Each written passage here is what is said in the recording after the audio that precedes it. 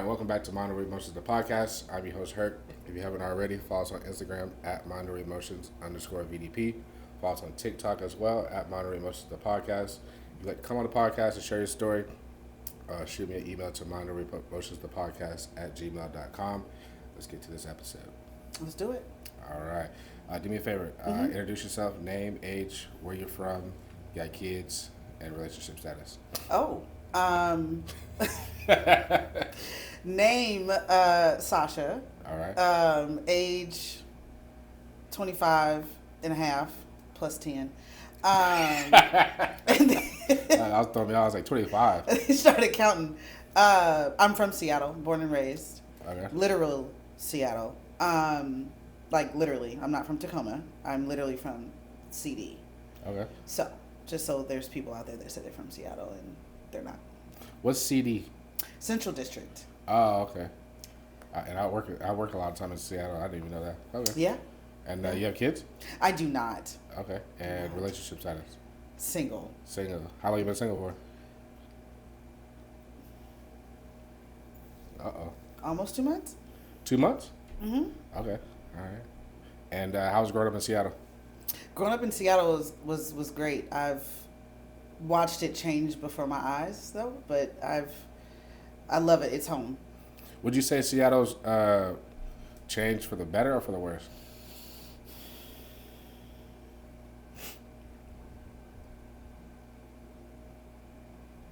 There ain't no more black people. Y'all out here in the boonies. No, they're not. 51 minutes away. No, they're not. I literally made a comment one time. I said, Washington don't have that many black people. They're so spread out. There was a time when the CD in the South End that was all I saw was black people and Asians. I see a lot of the Islanders now. Yep. And a lot of the, I want to say Arabs, Middle Easterns. Mm-hmm, There we go, Middle Easterns. Yeah. I see a lot of those people, Yeah, I mean, with Microsoft, Google, Amazon, makes sense because where I'm at, I'm really close to I-90, which is close to Bellevue, Redmond, and that's really where they're at. So yeah, no, I'll be up there working. They are strong up there. Yeah. That's their area. Like, that's them. They can have it. So Seattle has been just less and less. Most black people are just spread out, north, south, east. What's like one positive thing that you remember from Seattle, growing up in Seattle? And I asked, while you think about it, I asked that because when you hear about Seattle, like, they got these Instagram pages and stuff, like Seattle looks like shit. And, Dubsy. yeah, and all those, like, it always shows the negative part of Seattle. And so I would love to see, like, even working in Seattle, like, I mean, it's very fast paced. Seems like a lot going on. But I do see a lot of, like, homeless, see a lot of drug use. Ironically, I don't see that much crime. But I mean, you consider like drug use. That's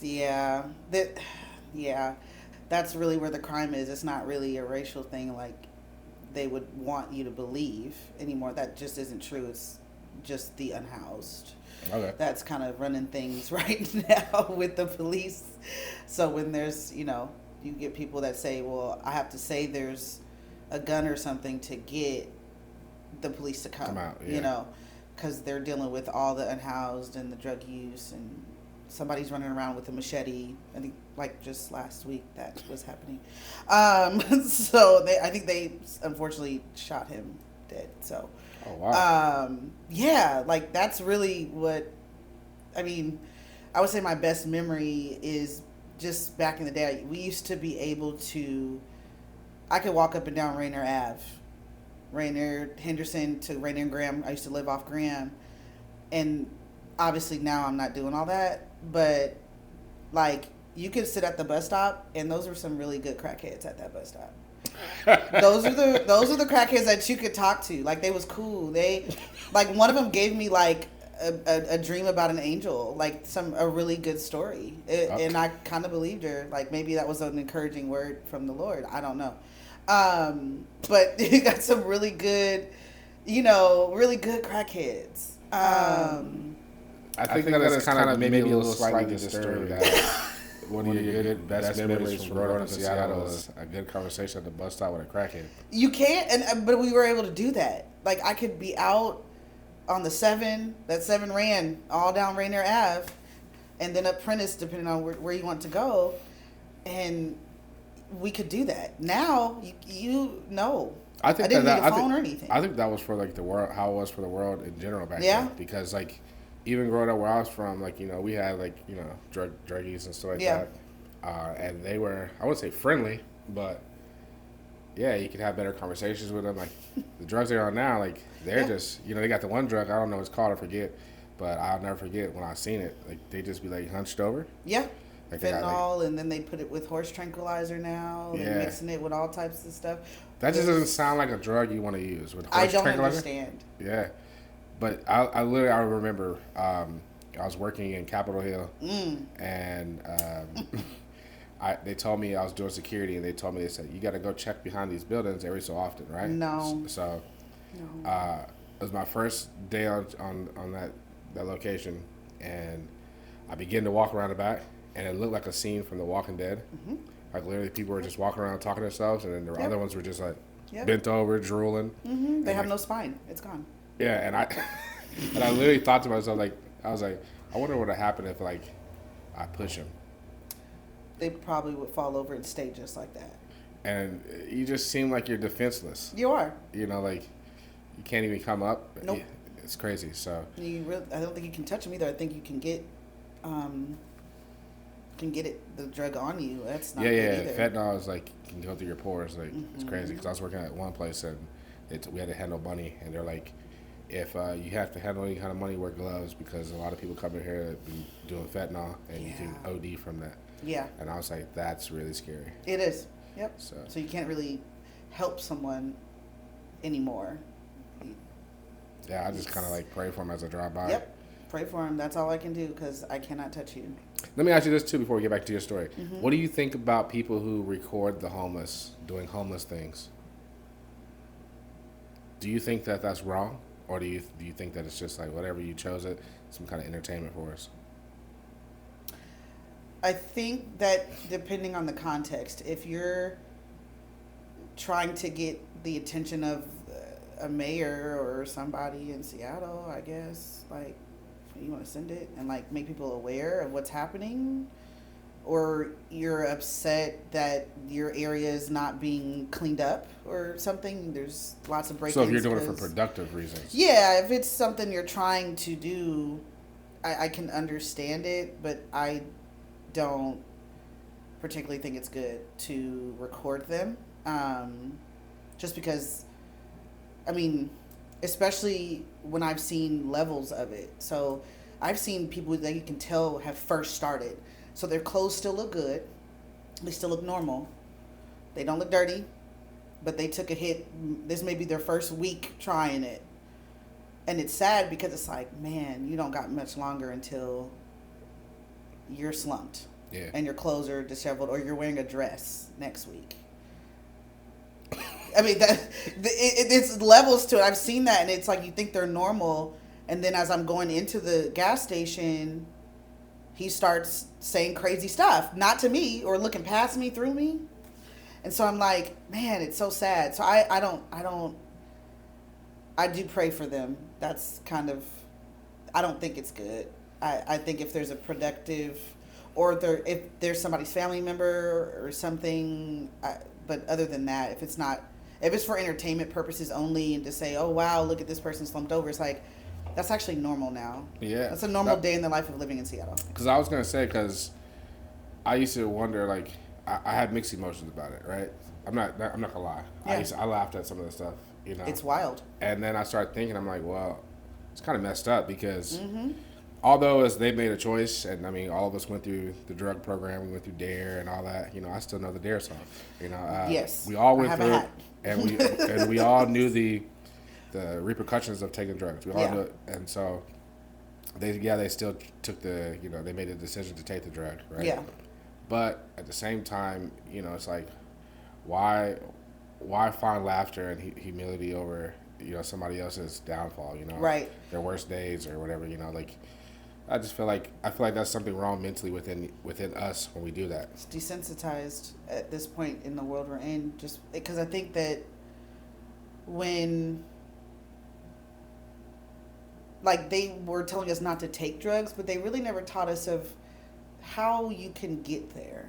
So it really wasn't like, don't do it, but you lose your job when you get an adult, or you fall in hard times, you lose a family member, and you're mentally unstable, or you have friends that do it, and maybe you are the one that doesn't, but then you have a hard time and they offer it, and you're vulnerable. Yeah. And so I think it's those people have a story just like we do. We're one choice away from being just like them, if you think about it. Because if it's that addictive, I mean, you ever wonder why they don't have like a, they have like the DARE program for like kids. They don't have like a nicotine program or a liquor program. Nope, because it makes money. Yeah, it's kind of crazy because, coming from somebody who, like I talked about on my podcast before about being somebody who smoked cigarettes. Yeah. And then now still a person who vapes. Yeah. Nicotine is probably, I've never done any other drugs besides smoke weed. Yeah. That's good. But I can only imagine, how hard it is to get off those drugs. Mm-hmm. But from people who I know who have done drugs and who have done cigarettes, all of them say that nicotine is the hardest drug to kick. I got a guy right now, I'm not going to say who, we had this conversation like maybe like 3 weeks ago, and literally he was out on drugs, like on the streets. Wow. Like one of those guys picking up quarters and, and he told me, he's like, yeah, I kicked meth, I kicked this, I kicked that. He was like, it was hell. That's why I'll never do the drugs again. He's like, but I just can't kick this cigarette. He's like, that's the only thing. He's like, that's the only thing I do. I can't kick it. And I was thinking, I was like, it's crazy because everybody knows that, but nobody does a class about that. Nicotine seems to be what people go to when they're getting off of a heavier drug for something to grab onto. I think because it's more socially acceptable. Yeah, and I wonder if it's also something with just the nicotine is just like when people are going to AA meetings and they're getting off of drinking, they need something. Yeah. And cigarettes, while it is addicting, it just seems, like you said, maybe socially acceptable, I guess, because almost every person, if you go to an AA meeting, they're probably smoking cigarettes while they're trying to stay off a heavier drug or alcohol. Probably because of the endorphins that it releases. Because when you're an addict, what I've realized is you have to replace it with something. Yeah. And, when they go out and have a cigarette, they're probably having a feel for the other thing. And so they have a cigarette. You ever seen Fast and Furious movies? Yeah? Maybe like the first 3. Okay. And then I can't continue. That's wild. Well, that's unfortunate. They went to space. That's crazy. They went to space? Didn't they? No. Wait. I don't watch all of them. Went to space. Or didn't they do? I think it just went wild. It definitely changed from. What's his name? Died. It definitely. Paul died. Yeah, it definitely changed. But I only brought it up because you were saying like you have to hold on to or attach to something else. Mm-hmm. It was really highly speculated that like one of the characters, Han, in there, he started chewing those little seeds or whatever. Yeah. And he was constantly throughout the movie. He was just going like that. Yeah. And they were saying that he was going through the phase of getting off of smoking cigarettes. So he had that addiction of hand to mouth. Mm-hmm. So he had to like pop something constantly. Yep. And so they said that's what that was about. So. Yeah. Are you got any siblings? I do. I do. Are you the oldest? I am not. You the baby? I'm in the middle. Oh. Yeah. You got an older sister, brothers? Oh my gosh. So I'm a foster kid, so there's that. Ooh, clickbait. No. Let's back up real quick. So I was going to ask, did you grow up in a nuclear household? You know what that means? Rephrase that. Did you grow up with your mom and your dad in a home? And then I was like I said, I was going to ask that. So obviously, in your foster home, did you have a mom and dad?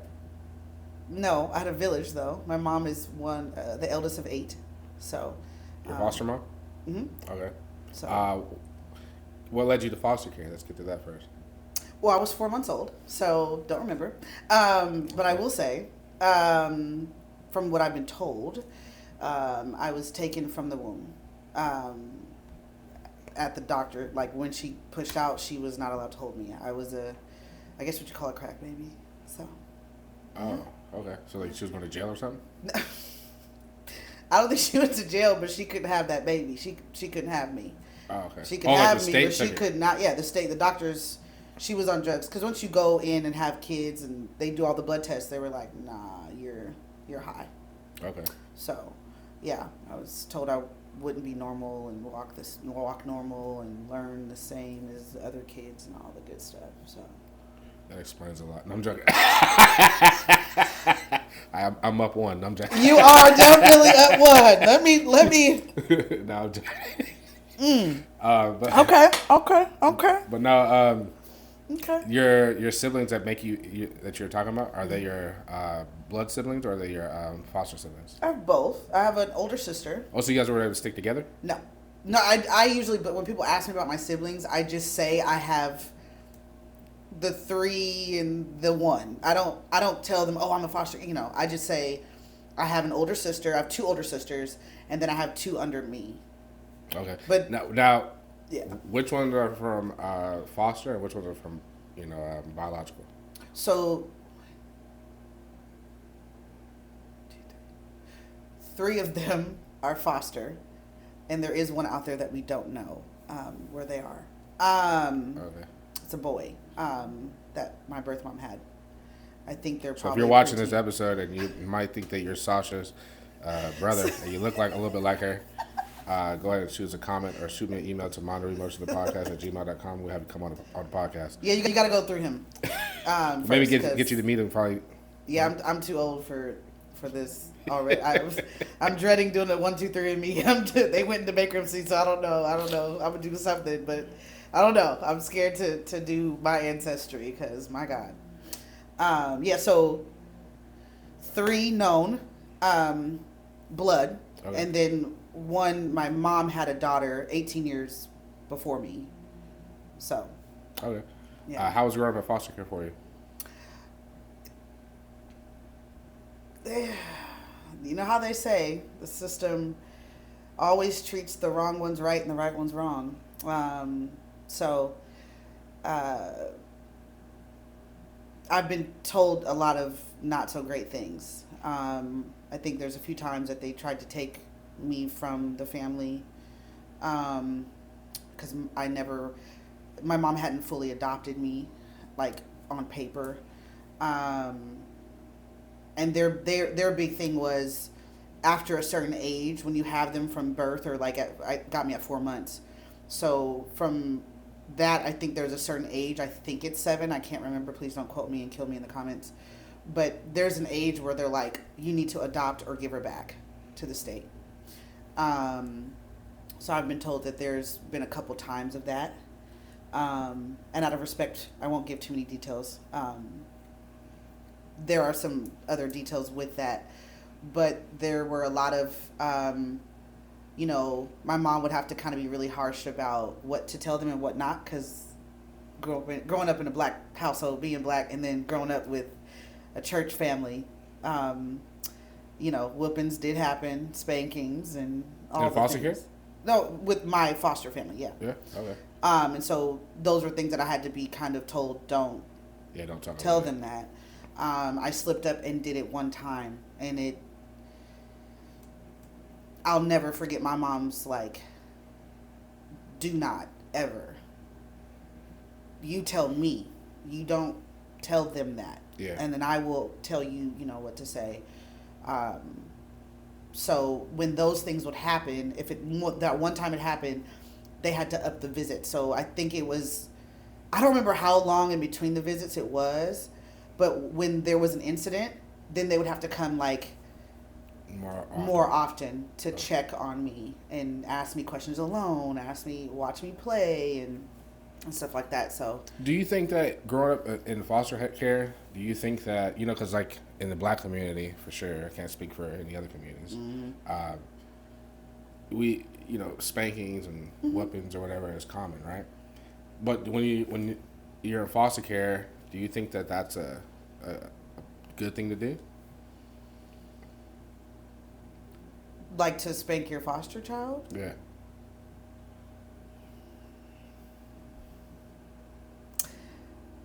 From my experience, I wasn't spanked a lot. So I wasn't a bad kid, or I didn't have, by the grace of God, I didn't have what they thought I would have coming out the womb. I mean, I was told that by the doctor, or they were told that by the doctors. That's in my file. But I wasn't I didn't have a lot of cognitive issues or outbursts. Like my mom, I've asked my mom, like, don't lie. Was I a bad kid? She's like, no. It took, they always say it took me a few times. Tell you once or twice, give you the look, you kind of knew what was up. That's most kids, yeah. That's common. Yeah. But I wasn't one of those kids that got it a lot. If I did, the only times I really got it was when I was influenced by cousins and nephews. So I didn't need it. I think the way I was raised kind of played a part in why I didn't get a lot of it. I think they were fam. I listened to them, and I would act out sometimes, but I didn't need that. I just need a look and maybe another warning, and we're good. The reason why I asked that is because, like how you were talking about having to get more visits because you told them that. It's kind of weird that the state or whoever governs foster care, like they put these kids in these people's homes, right? Right. And then they tell them, like, hey, you take care of them, provide for them. Right. Yeah, we're going to give you money to help provide for them and stuff like that, but raise them, provide for them, look out for them. Right. But don't chastise them, right? Right. So you want us to do all this, let's just say hypothetically, we're foster parents or something, right? And you want us to raise these kids, and then have them be disrespectful, disobedient, and all this, and we can't do anything to kind of like reel them back in. So I was just curious, coming from somebody who was in foster care, what your perspective was on that. Because I feel like even with just regular parents, like me being a parent, right, you have to find that, that there's a thin line between, chastisement and abuse, right? And so I think that maybe all of them should go through like a class or something, maybe. But I think that, that's something that they need to allow because more parents need to be like your parents, like, hey, look, don't speak about this, but right, because at the end of the day, those kids are gonna just be, what's the word I'm looking for, out there in the streets, just getting in trouble. What's it called? YNs? I don't know. I don't know. Is that what it was? I don't know if that's what it is. I don't know. Is that what you're talking about? YNs is crazy. Basically, yeah. Okay. I was thinking about the term, the technical term we used to use back in the day. Shawty want to be a thug? Oh, my God. Basically, yeah. So, okay. YNs. Wow. But, yeah, so I just think that if, without, I don't mean to be so religious, but, like how the Bible says, spoil the rod, spare the rod, spoil the child. Yeah, Yeah. And so it's like one of those things, like, what are you supposed to do? And I think it was, like, that one was easiest to tell them, like, I get privileges taken away, but it was if, there would be somebody in the house that flicked me off while we're joking around. I couldn't even tell them that. Gave you the middle finger? I mean, it's a family member. We're just playing around. And I don't know how, like, again, kids are very honest.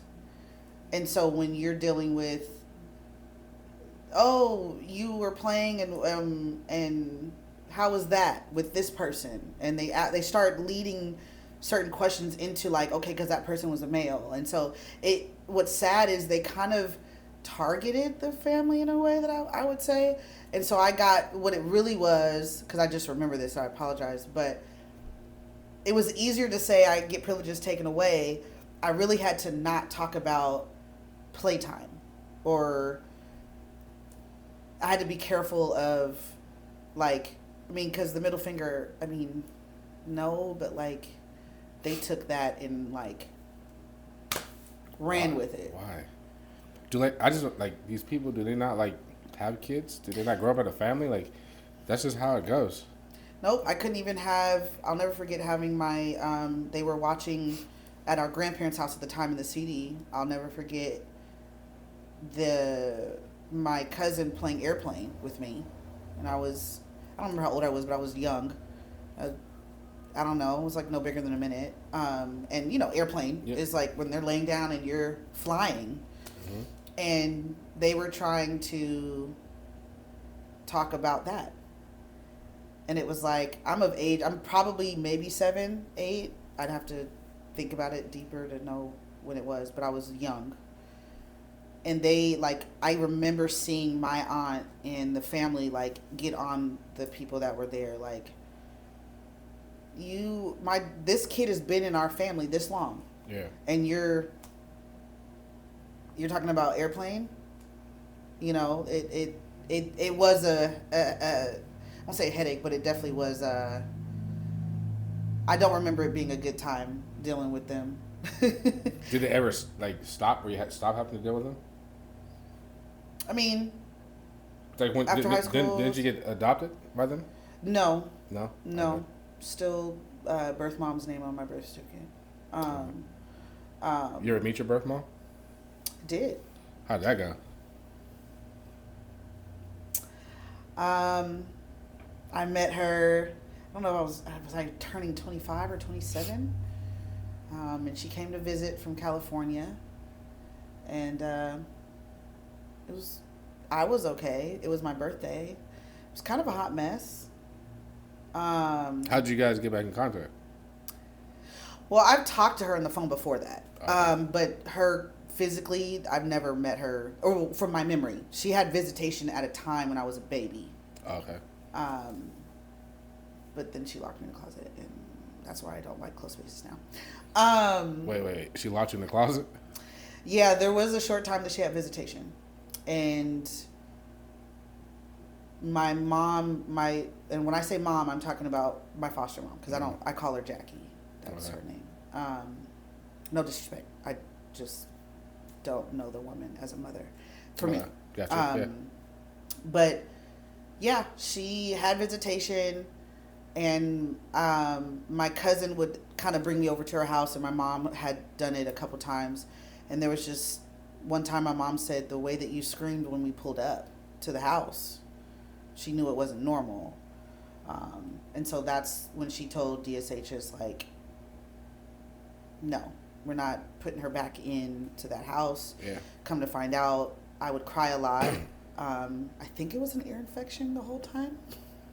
I wasn't like this crack baby that people think I was. But yeah, I was getting locked in the closet because I was crying a lot.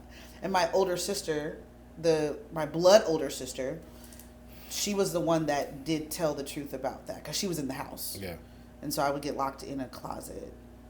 So did you and your older sister stay in the same foster care the whole time? We were all separated. I mean, when I had visitation with Jackie, she was there because I think she had custody of my older sister. Okay. I don't. You and your sister are in contact now? No. No? No. Oh damn.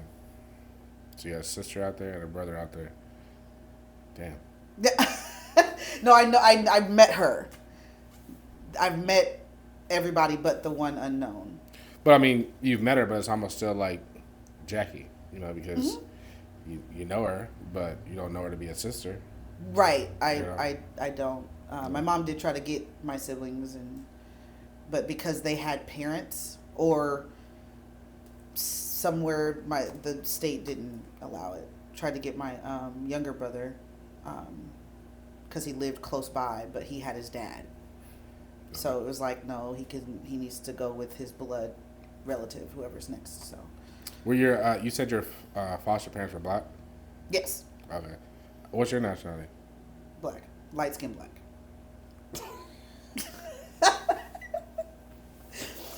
Like I said, I know probably black, white, Native American, but I just go with black. It doesn't matter really. Yeah, the others after that. Yeah, black dominates everything. Man. Yep. Yeah, man. That works. Yeah, but there's people out there that say if you're black, like let's say you're black and white, right? Mm-hmm. You can't walk around and say that you're black and white and then expect to be accepted by the black community. Who's that? Oh, yeah, I ain't gonna say his name. I ain't giving no clout on my channel. Because who said that? Don't you gotta say Nah, it. you know but I don't care, man. Honesty, man. His name, Dr. Umar.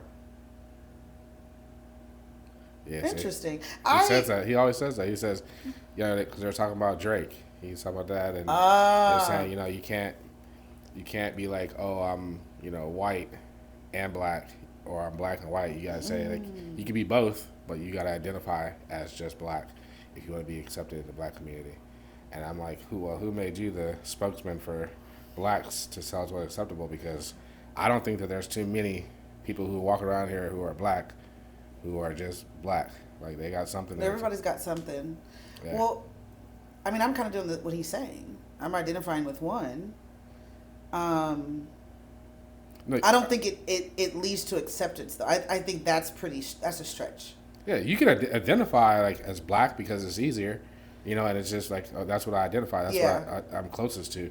But that doesn't take away from let's just say hypothetically, black, white, Native American, right? Yeah. That doesn't take away from the fact that you're black, white, Native American. No. But you just choose to identify as black because that's probably the culture, that's how you're raised, all that kind of stuff. True. Because you think about it like my sons and Yeah. their mom and their white. So they can't say that they're black and white because they're gonna be raised in a black home and a white home. It's two. I mean, granted, black culture, even in our household, black culture, kind of trumps the Caucasian culture. I think you can't get away with it either. So trying to say I'm white, or if I were to be able to be a white passing, because I that doesn't work. I don't know why people say that to me. Because white folks know what I am. They can look at me and tell me what I am. Even when I had straight hair, they know what I am. They've never. I've dealt with, and again, I'm not getting into the light skin, dark skin thing, but they know what I am. It's the black folks that want to be, like that about it. It's.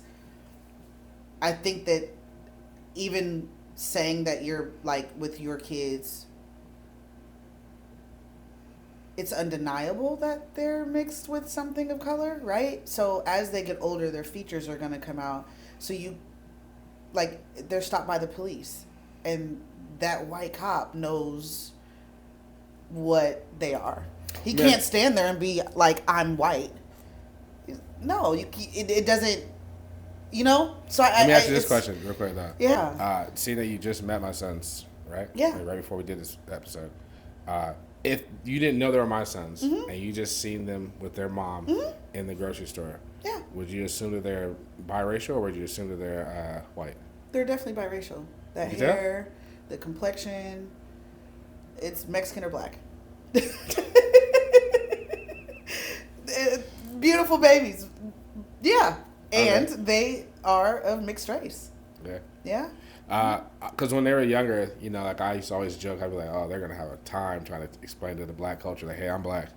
Yeah. Because we're pasty when we come out. Yeah.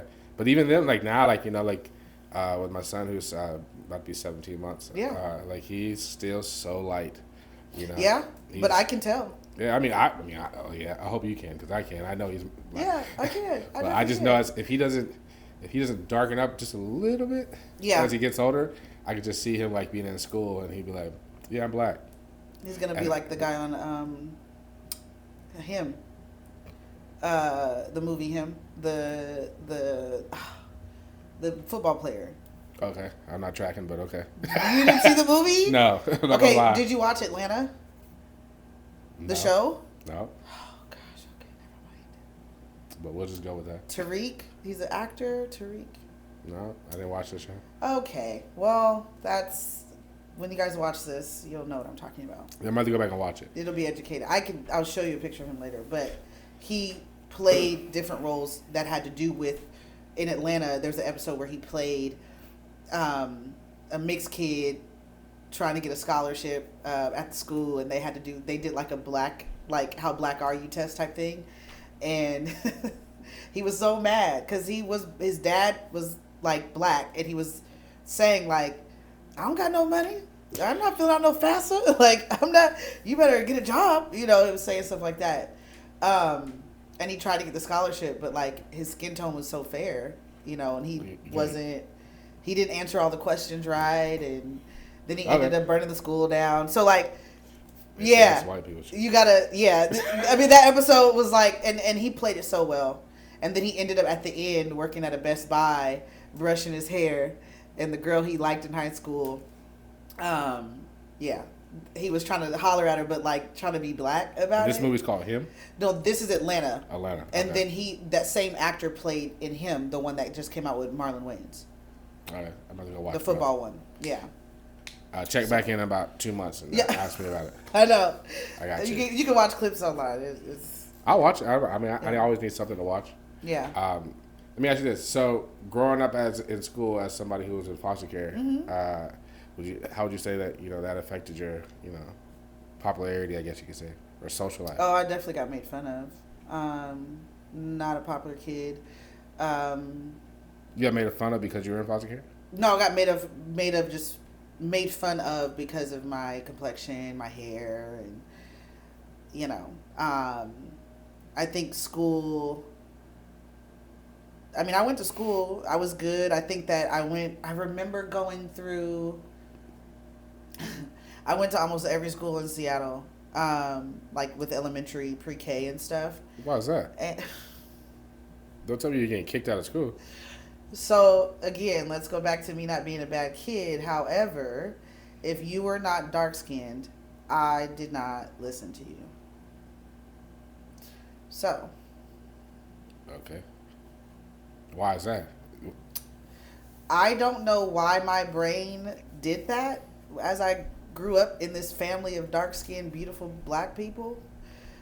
But I just interpreted it as, this is my family. This is all I'm around. I'm only around older, black, seasoned people. My grandparents, dark skin, from Alabama and Virginia. That's where we originated from. And I don't know. For some reason, you really couldn't tell me nothing if you were not at least mixed. Like, you at least had to be caramel. And I still gave you hell, but like, it wasn't as bad. Like, you could. So the white people, you just was like, nah. No. I know they won't have that. No, yeah, no. I have a very viral story that I tell of kicking a white teacher, because it was MLK week coming up, or like that week, because I know we had it off. But we were coloring pictures and drawing Martin Luther King. And I'm minding my business. And I felt like she came over and interrupted me. And she did. What she did? I don't remember. I just know she came over and interrupted me while I was coloring. And I kicked her. And then she tried to get me to go to the principal's office. I was like, no. So she dragged me down the hallway. And I screamed all the way through. And I screamed until my mom came in the principal's office. Did you get the picture? No. Damn. But I got to go home. Even better. and from there, right, my mom shows up, and my mom will tell the same story. This is facts. My mom has told the same story. My mom shows up. To me, she's 6 foot. She's probably like 5'11", but she's tall. 6 foot, yeah. She's 6 foot to me. Shows up with her trench coat, that leather trench coat they used to wear back in the day. Sasha, get your bag and let's go. And I stopped screaming immediately, took my mom's hand and walked out. And they called DSHS on me, or my mom, saying that the abuse was happening because I listened to her that fast. Like, I was her instruction. Yeah, I can see how they would flip that. I mean, that's just how it goes. I mean, yeah. I see it today, Yeah. But it's just, I think it's a respect thing. Yeah. Like, you haven't earned my respect. Yeah. So I'm coloring. Why are you interrupting me? Yeah, then there's that too. Who interrupts a kid coloring? Like, I'm one of those kids where my mom has been in the school without me knowing. This is when parents was in the school, walking the halls. My grandparents and my mom and my aunties and uncles was walking the halls for their kids. I got a story about that. My mom in that trench coat, and my mom could tell the teachers. She would show up to the school without me knowing and saying, my daughter's not being disruptive. She needs to be in a higher grade. You guys won't move her up, so she's done with her work. So she's actually helping other kids. But Seattle Public Schools, they, I don't know. I have to ask my mom again about why, but she had proof. She's like, she didn't know I was there, and she's helping the other kids. So you guys are reporting to me that she's being disruptive. So she was one of those ones like, stop calling me. Yeah. Did you give her more work? Call me back when you do. I think back then though, because like even me, right, I went through that kind of like, I think it was first grade. Mm-hmm. My mom actually held me back. Because the teacher, I guess, passed me, and I want to say, this was in Alaska. I want to say, Mom, put in the comments and correct me if I'm wrong, but it was so long ago. But if I'm not mistaken, I think it was like me and like one other black kid in the class. Oof. And she didn't like black people, I guess, right? And she passed us, but kind of find out she wasn't actually really teaching us. She was actually like put us in like the hallway or the back of the class, like just making us to where like she didn't have to deal with us. And so like intelligence wise, like I was very intelligent, but according to like the curriculum, right, I wasn't meeting the standards, I guess. So my mom, like she passed me to the second grade, but my mom intervened and held me back. Yeah. To repeat, to make sure that I was getting, because of that. So. Did you get a different teacher at least? Yeah. Okay. Yeah, I did. Good. And I think we ended up moving after that too. Like I think we left there and went to Cali. Yeah, they'll do that. Yeah. I'm glad she noticed. Oh no, my mom's super invested because I got another story about like walking the halls. Imagine this, right? I hope my mom remembers this. So I remember I was in ninth grade. Yeah, it had to be ninth grade. Yeah. And I'm walking down the hallway, right? Mm-hmm. And I look, everybody's changing classes. Mm-hmm. And I look over, and who do I see walking with a backpack on, dressed like a student? My mom. Not like a student, though. She was dressed like a straight up student. I think she was coming to school to catch my sister slipping. Nice. And she did. We love it. If I'm not mistaken, I think she went to her class and she realized my sister was skipping school. I want to say she like sat in her desk and everything too. I'm not sure, but I'm pretty sure it was something like that. I just remember that when I see my sister, I ended up running into my older sister. Oh, okay. My oldest sister, because she was, because there's two sisters above me, and then there's me, and then there's all the other ones below us. But the one that was between my oldest and me, I think she was looking for. Yeah, she was looking for her, and so I ran to the oldest one. She was a senior that year. I ran to her and I said, "Hey," I was like, "Mom's here. She dressed like a student, And so like we kind of like got our shit together in class. And I just remember when we got home from school, because my mom was like that she got in trouble for skipping. And I think she tried to lie and said like she was in class or something like that. And it's like, like I sat in your desk type shit. Dang. Mom, put in the comments if you remember that, because that I vividly remember that because I was terrified, because because I was like, oh shit, What did I do? Because you're in school. Yeah. Oh, and you really can't get out of it. How long has she been here? Right, like. What did I do before what this? Period, was she in other ones? Like what what? Was she watched me through the door? Like, because I might have been fucking up. I don't know. So, right. Yeah.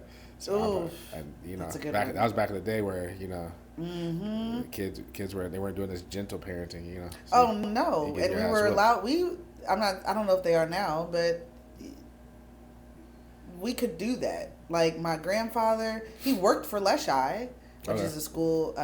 We lived our first house in Leshai, Seattle. He worked for the school, so whenever my cousins and we would go to Leshai. So if there's an issue, Grandpa's right there, and you didn't want Grandpa.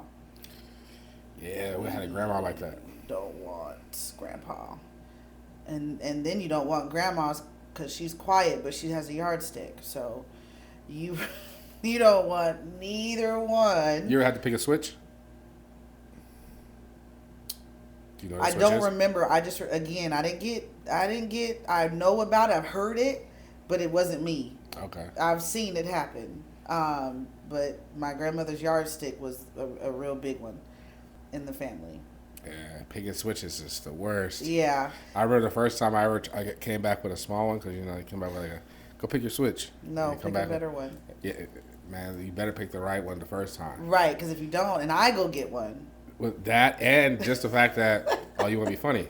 You know? Right, so now you're trying to get out of it. No. Yeah, and like they got to maintain that level of I want to whoop your ass for a little longer. Yep. So I think it makes them a little bit more mad. You know. Yeah. Like I remember I brought back like a little one, a little flimsy thing, and I want to say my mom took the little flimsy one and the real one. Mom said no. And braided them together.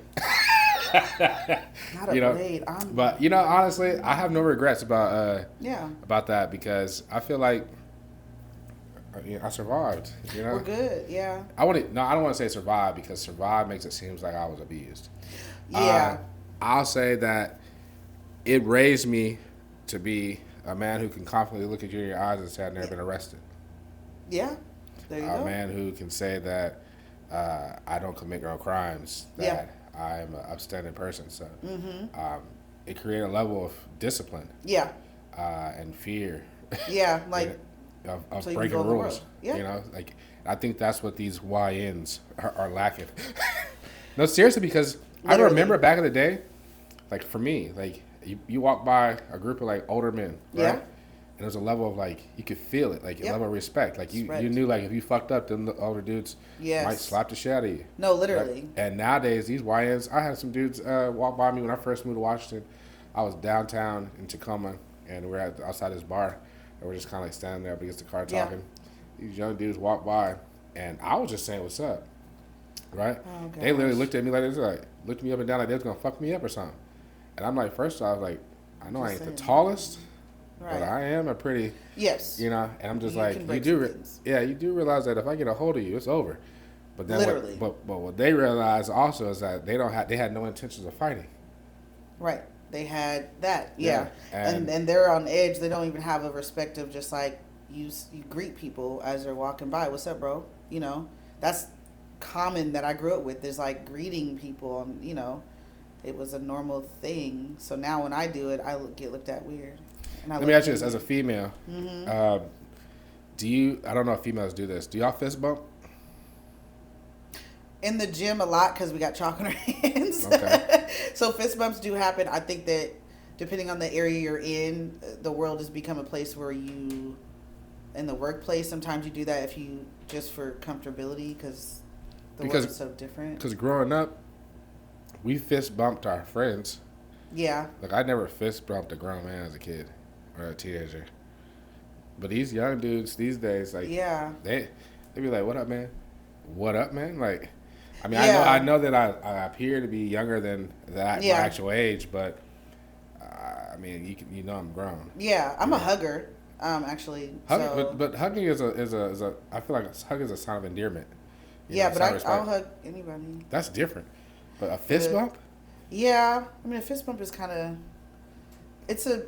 I've grown. It is a new thing. I mean, I just adapted now. I'm like, oh, okay. Yeah, but first, this is certain things that they do, and I realized something about the world we live in now. Like back in the day, like you couldn't change like the old heads mindset, right? Meaning like if the way things were, you had to abide by that. You weren't coming out with it, new ways of doing things, and the older people had to adjust to you. Like, what do you mean adjust to you? Right? Nowadays, it's like these young dudes, or not dudes, but these young people, they're creating their own world and their own, like, I don't know.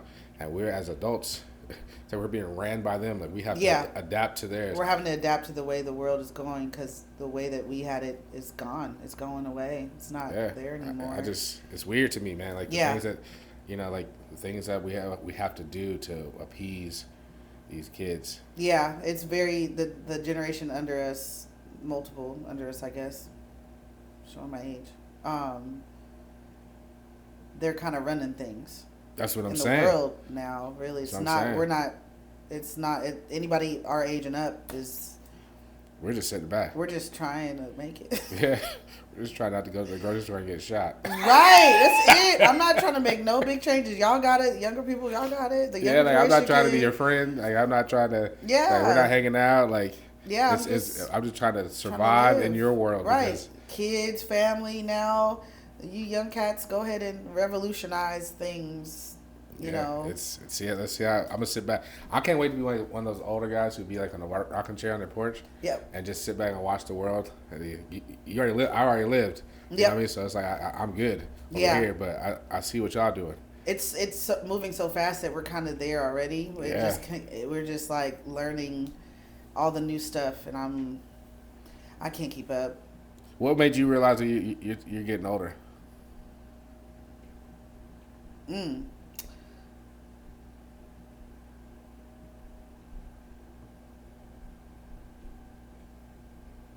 When other, like my nephew's friends, call me auntie. And I'm an auntie. That's fine. It's just, and it's a good, I don't mind it because I like it. It's a sign of respect. It's a sign of honor that you are an aunt to one of my friends. And I respect you as such. It does give that. But it also gives that, dang, like. Cougar status. Yeah. It kind of gives that, even though, and then when I tell people when I go to bed, that it's like, oh, you're a granny. And I'm like, really? What do you go to bed, like 8:30, 9 o'clock? 7? No, 9, but I kind of start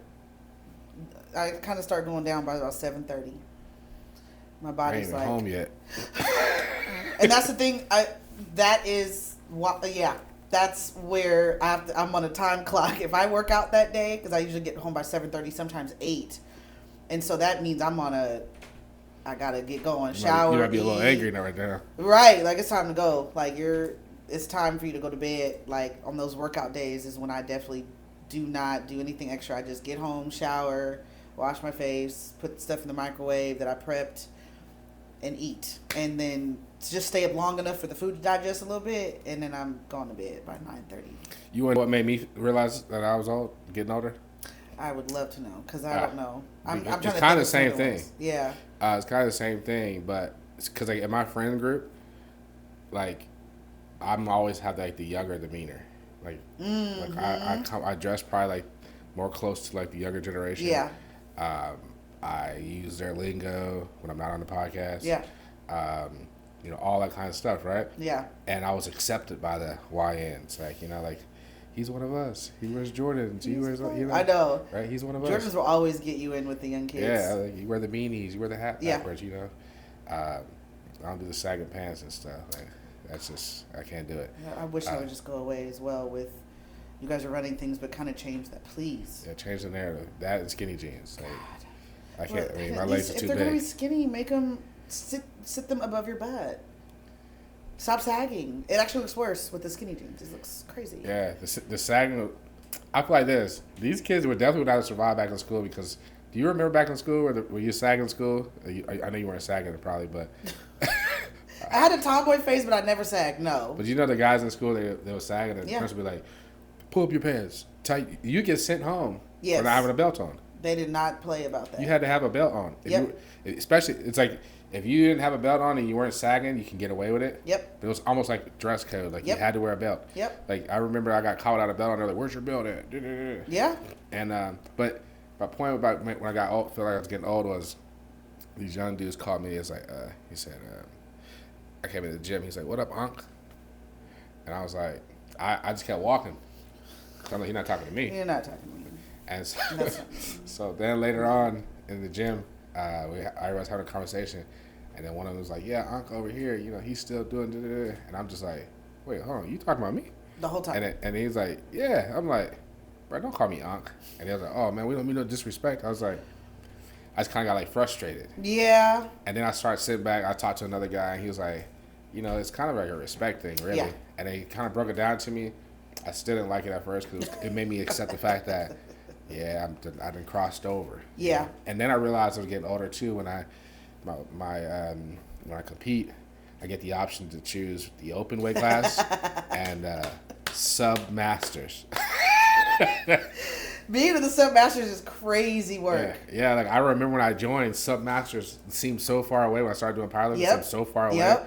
And all those dudes looked old to me back then. Yep. They all had like the gray hair and like they just like like putting Bengay on before Yes, they they start squatting did. They shit. smelled like the Bengay. And now I'm one of them, Yep. but I don't have to do all that. You know? Right. And Like so it's weird. I'm in there too. I just don't know. Like I'm in there and I'm also killing it. So Yes. why did it seem They so started scary? later.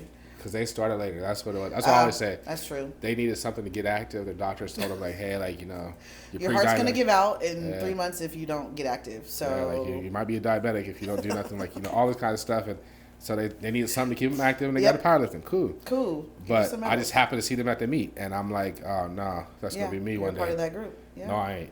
I mean, I'm a part of the group. We are. But they don't. The good thing is they don't know that I'm a part of the group. Right. Until, I love that. Until we get our awards. Yep. And then they're like, Yep. Because if they're not really looking at numbers, or like my coach will look at numbers and people beforehand, and so I don't have to worry about it. So I love that because they don't know. Yeah. And then I don't have to tell them. They'll try to talk to you people. Be cool, and that's fine. But yeah, just like because I have a younger. I don't have a submaster face or look. yeah. So they're like, oh, okay. I don't smell any mint ivory soap on you. So You're not carrying around little caramel candies in your pocket. no. I'm having some Skittles in my bag actually because I'm still a kid. All right, before we move on, though, let me do you a favor. Spin my wheel for me. Woo! The good old trauma Okay, wheel. hold on. Oh, gosh. Hold on, just spin it. Okay. Yep. That was a really bad spin, but... Oh, no, it's still going. I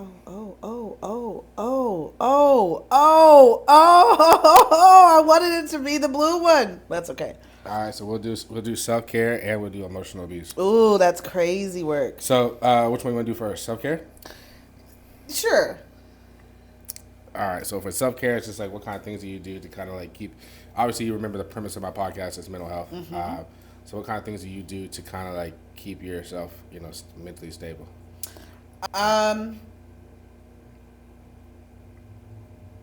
The gym is definitely one of those things that have last year has been and this year has been a wild ride. So it's been, I think self-care for me is more of also, I got the gym, and I've kept that going, and that's good. It's a habit. It's a lifestyle. This is something I don't care who I'm dating, what happens. I've had an uncle die last year, and I'm in the gym the day that I found out. That doesn't change. And I think that I also will do, like I said, if my body starts shutting down around 7:30, that's what it is. If there's something on the calendar that I know I'm going to be doing later on that night or after work, I'm prepared for it and I'm aware of it. I'm also open with people around me. I'm not perfect at it, getting better at it, but I'm more aware of my emotional states, and if I'm tired, if I don't want to do this, or I don't have the energy, like I'm tired, I'm more open and honest about kind of what I need to do. I give myself a break. I think the self-care also plays into like the days that I work out. I don't do any housework after when I work a full day, like 10-hour shift, and then go to the gym. I've been up since 5. And so I give myself that grace. And so, obviously the other days that I'm not, I'll do some tidying up. I just make sure my cup has some water in it. Okay. I have a lot of little things that I do for self-care, but how important do you think self-care is to just like for the average person, like understanding like having some form of self-care? I think it's very important. I have what my friend Jeffrey will watch this, just gave this term to me. He was like, "You're such a servant." My posture is of a servant service.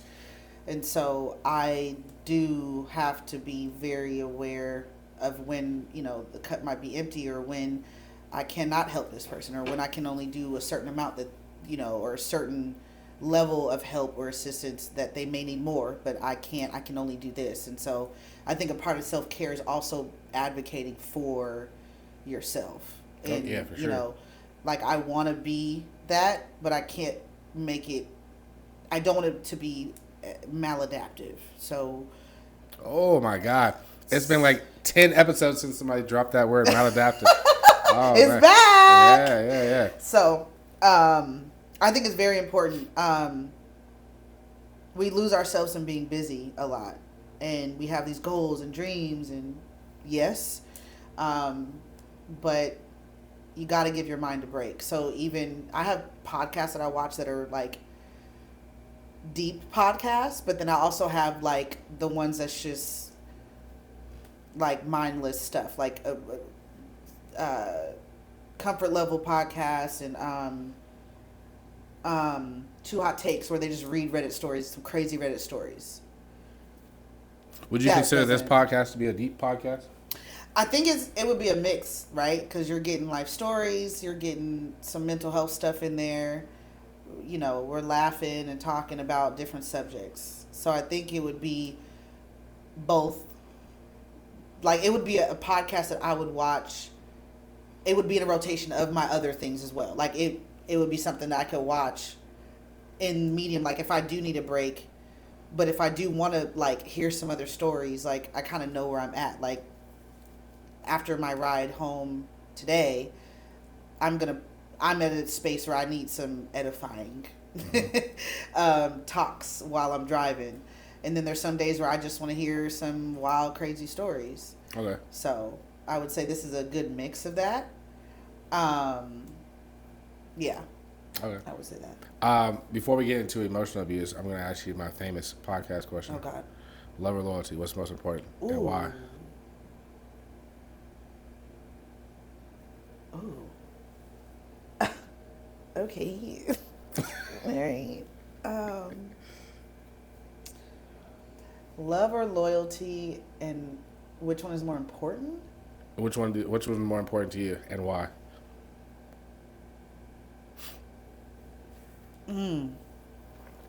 That is a fun one.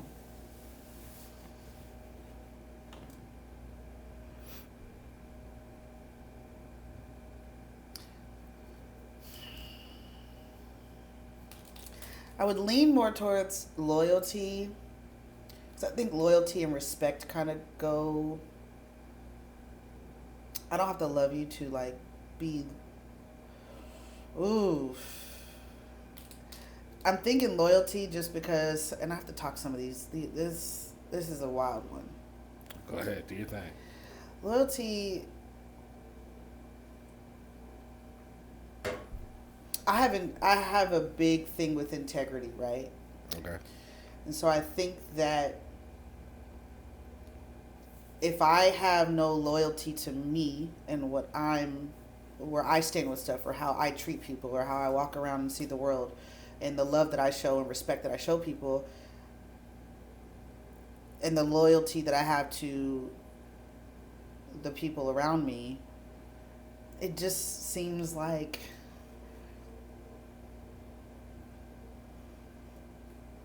how do I explain why I think loyalty is more important? I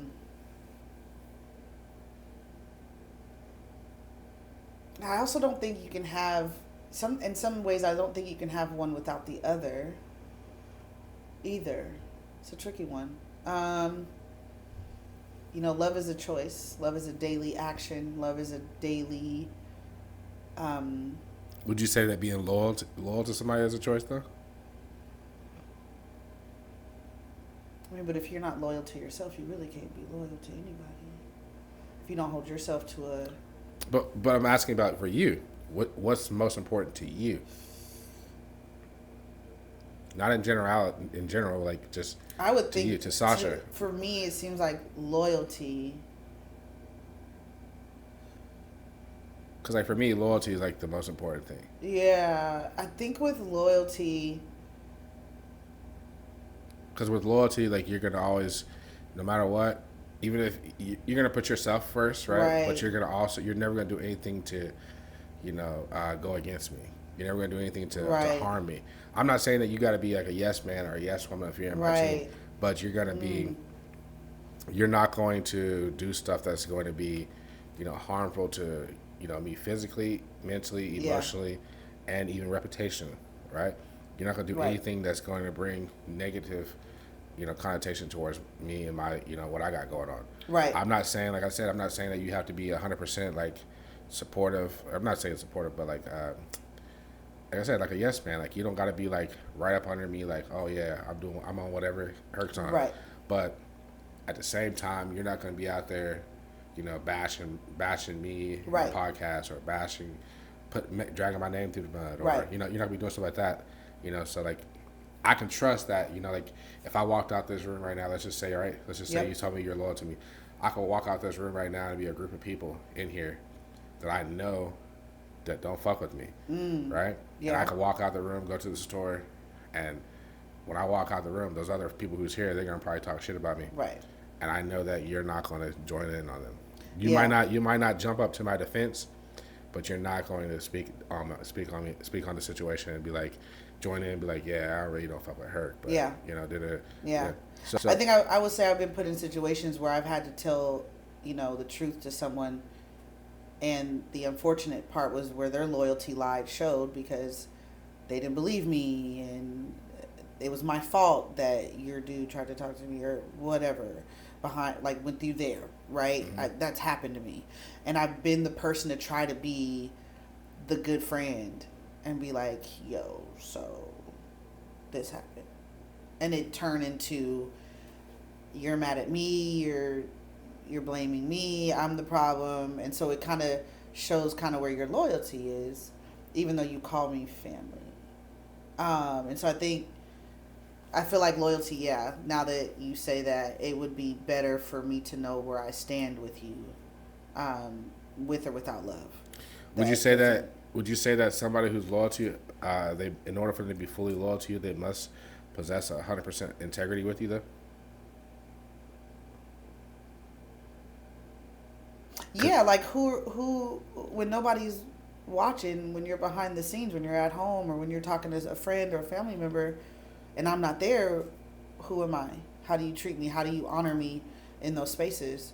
So I think that does play a big part in your loyalty, because if you're But then I got another question for you, right? So in that scenario that you just brought up, right?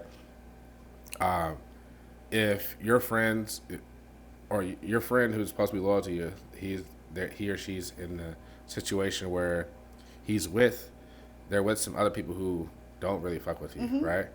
And he or she is loyal to you. We'll just go Right. he, so make it easier. He's loyal to you, right? yeah, And let's just say he does join in the conversation, and they have a whole big old thing about it, like it becomes a big thing, right? He comes back to you and he tells you, hey, Sasha, like, I was talking to so and so, and they were talking shit, and I ain't gonna lie, like I did say some shit about how, I felt about you that I had never told you yet, or maybe I did tell you, but I did tell him. Would you say that he's disloyal for that? Because now he's at least coming back. You have to hear from somebody else. it's funny. I've actually had a situation happen like that very recently.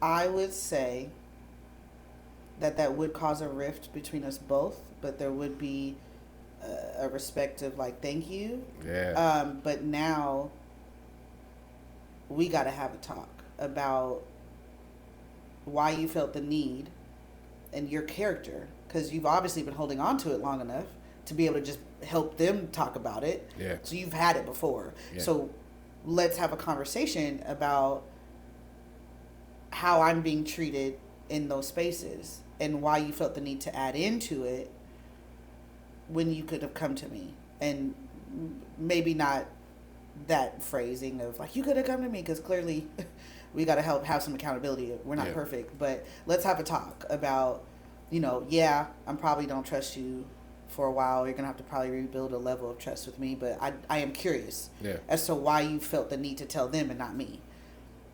And then I appreciate you, I don't like to say but, I appreciate you telling me, and let's figure out where your loyalty is, because this group of people, who are they to you compared to us, me and you?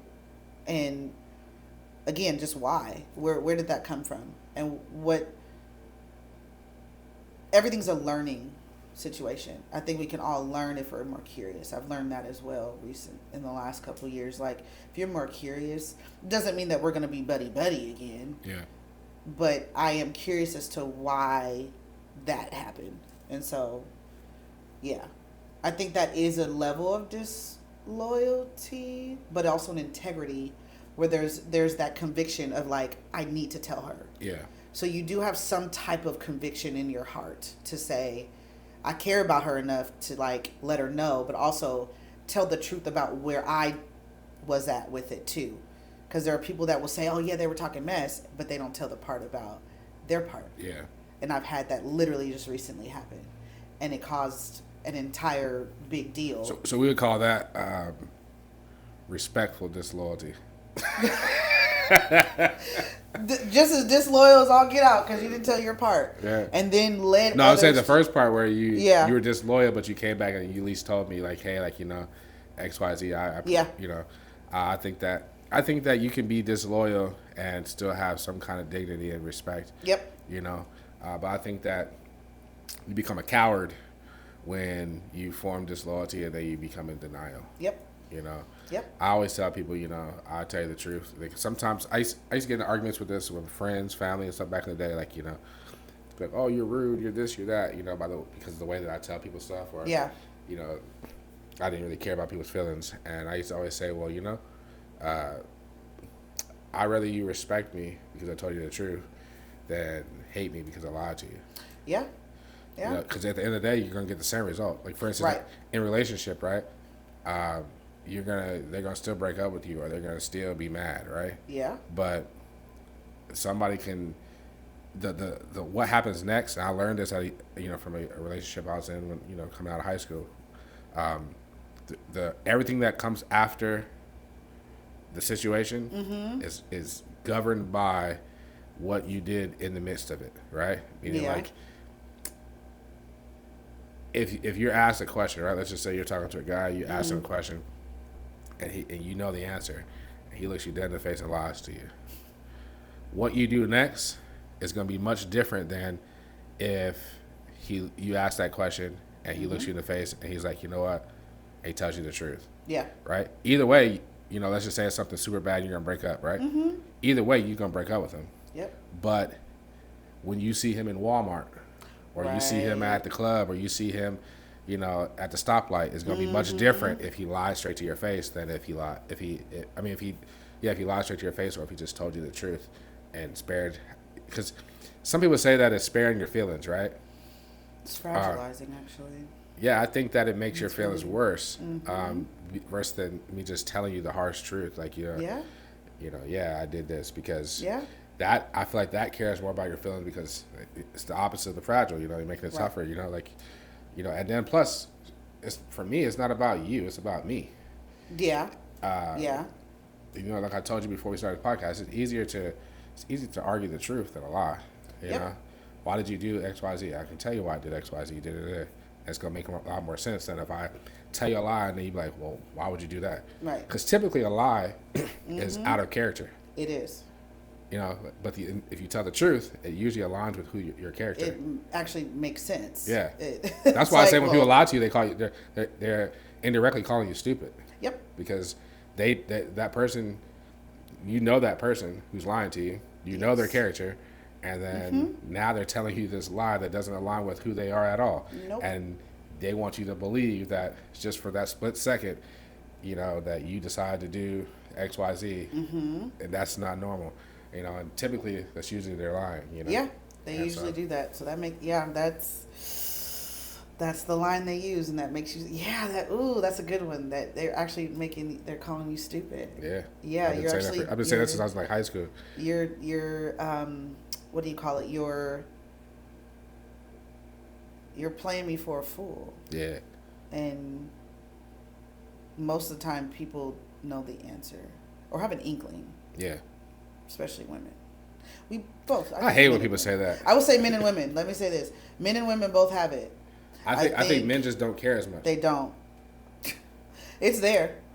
Yeah. It is. You just don't care to go find out, to do all the work. Well, yeah, and I think that it's just they're not as sensitive to it as much as we are. I think with women being emotional, that just is what it is. Even the emotion, like me being emotionally aware, I'm still an emotional person. That's females, everybody, or every female in the world. We just are a little more sensitive, and it bothers us more. Like it hits us heavier. We can't just let it go. And if we do, it still will come out another way. Yeah. Right? We project a lot worse, it seems like, when it comes to an inkling or a thought or something you saw, but you decided maybe not to follow it. You know what I say? I say that, like, we'll use for cheating, right? Mm-hmm. I feel like when women find out, or they hear that their significant other is cheating, Mm-hmm. they turn into the FBI, right? Yeah. When men find out that their significant other is cheating, they turn into a co-defendant. Get what I'm saying? Most dudes, in general, right? Women, when they find out that their man's cheating, they want to get on, look through his phone. They want to do all this extra stuff, right? They want to find out if it's true. They want to, do all the research. Yeah. Most guys, they find out, oh, Sasha's cheating on me. They buddy like, Sasha's out here fucking niggas, right? Yeah. The dude like, oh, for real? Shit, I'm not gonna fuck this bitch then. Co-defendant. I was like, wait, okay, hold on. Got it. Oh, that's a good one. Yeah, dudes, because dudes are just like, I'm not about to go through her phone. That's a female trait. I'm not about to, it's like, yeah. That's how some dudes are, like, like the general guy. A lot of times that's how they do. Yeah. Then there's the other guy who just be like me. You tell me that my girl cheated on me, I'm like, okay, that's cool.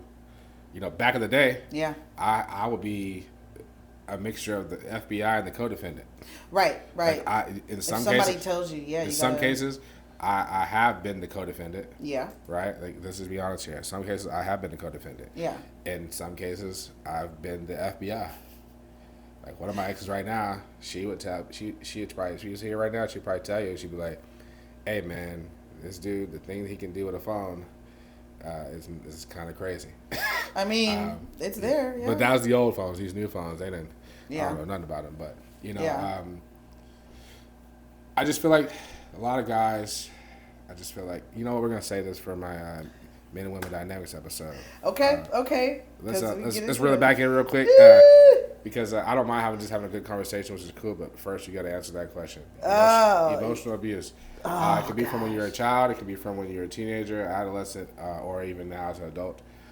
Just tell us about a time where you went through emotional. Let's try something different. First, explain what does emotional abuse mean to you, like, for one. Then tell us about a time that you experienced emotional abuse and what happened. And then how you survived it, and any advice you would give to somebody who is going through something similar. So first, what is emotional abuse to you?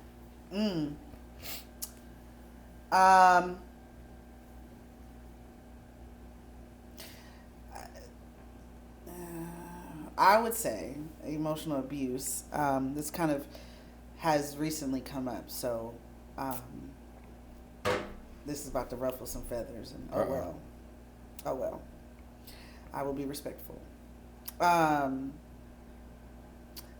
But what I've come to kind of realize, as far as being the person in it, is for the most part it's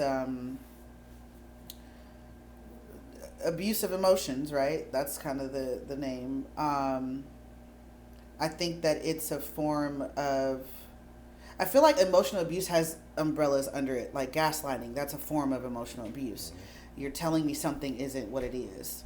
And the delusion is, I've been dating you for a long time, or I've been around you enough to know your mannerisms and know your,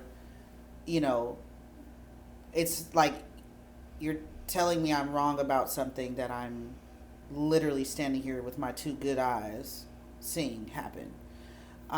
It's almost like I'm not asleep. Like, at what point? I do that a lot. Come on, man.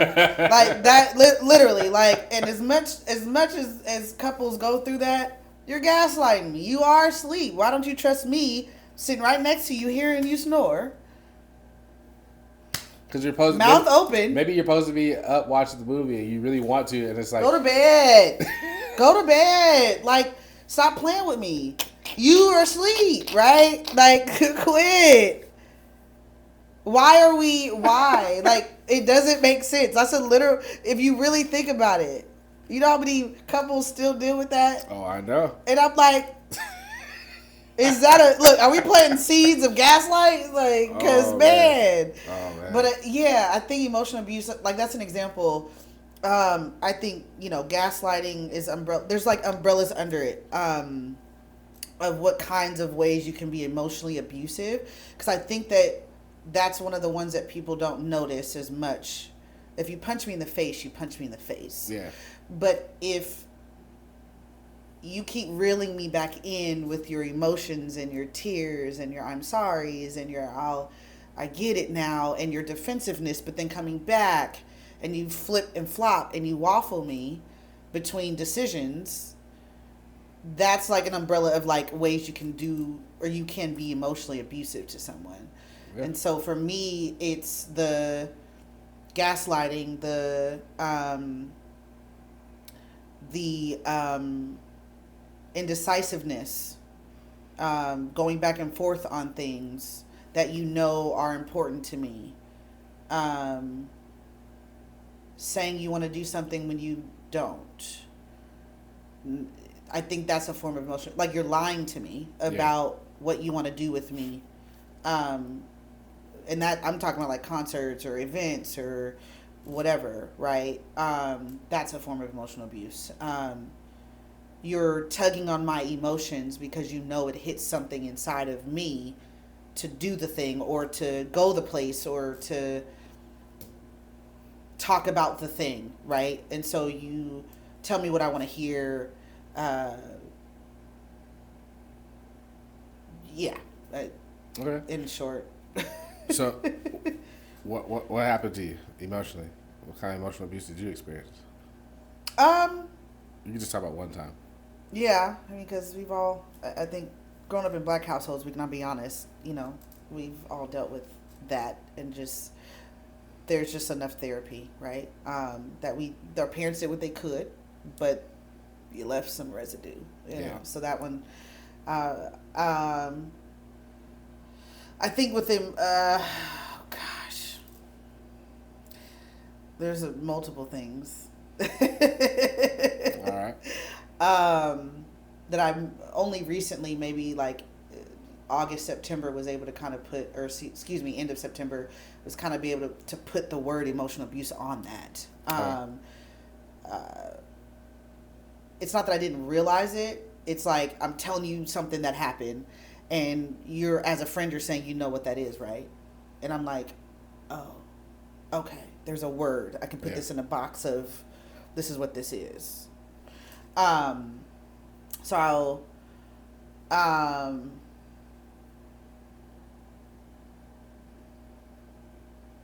oof. I could say that an example,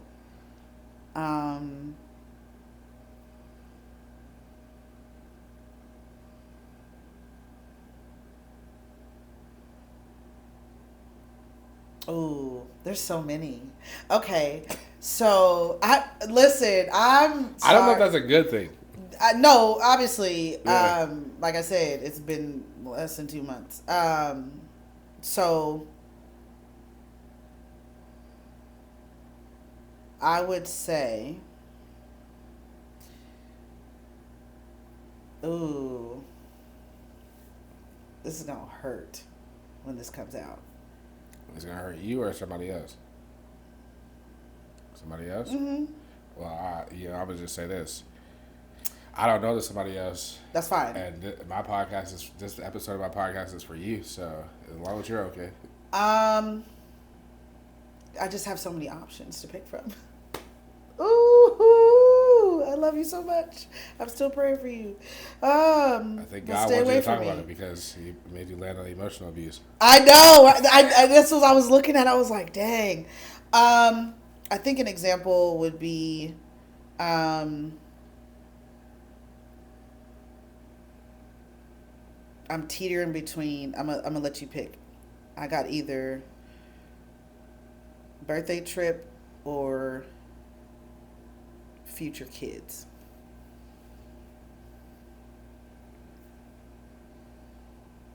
You know what? I'm gonna go with future kids because I feel like Oh, you would do that. because I feel like there's probably gonna be some other people who can relate to that the most. And that's what the main thing about my podcast is about. Okay. You know, is I want people who watch this to be able to find something that they can relate to and it help them out. You know. So, All right. You gotta pour me another one. This is crazy. reach and grab it. Oh. Okay. Watch these pour this drink. If you haven't already, hit that like button, hit that subscribe button. Please, this is getting follow spicy. us on Instagram at @mindoremotions_VDP. Follow us on TikTok as well at @mindoremotions the podcast. And if you would like to come on the podcast, shoot us an email to mindoremotionsthepodcast@gmail.com. Hold on, man. I can't let you drink by yourself. Okay. Yeah, this is gonna be a. If I can. There, I got it. Got it. All right. Go ahead. So, like you want me to tell the story? Okay. As much as you're comfortable telling. So having children, I've always, wanted to have a child at the very least. Back in the day, it was more than one, and then as I got older, I was like, the world is crazy. So, at first, this person was like, "Well, I don't want any more kids, so we can't," And I was the one that was like, "Well, no, like, if you don't want kids anymore, then there's nothing for us to talk about." And so then there was a couple years later or something like that, or maybe a year later, there was the circle back of, Same guy? yeah, there Right. was the circle back of like, well, I want to have it with the right person, and I think that's you. So there's this, again, emotional tug. Having children, being able to procreate is a big deal for women. And so in my mind, I did all the things like, you can't circle back. Like, that's something you got to be sure about. And I'm kind of rough. So if this is ever watched by this person, forgive me if this is wrong and you get upset. But here we are. So then the circle back happens. It's like, okay, you sure? Because I'm not having one right now, right? Like, you realize your age and my age difference, right? Yeah, I want to have it with the right person. Okay. So things kind of go on casually, and this was 2024, end of 2023, 2024, very, very casual, and then it turned into, as time went on, so serious, August, September-ish, serious, of 2024. Okay. So, obviously there were things that happened. There were little nicks here and there of things. I have family stuff going on, death, and I'm in therapy, family stuff. So, June, July. June, July,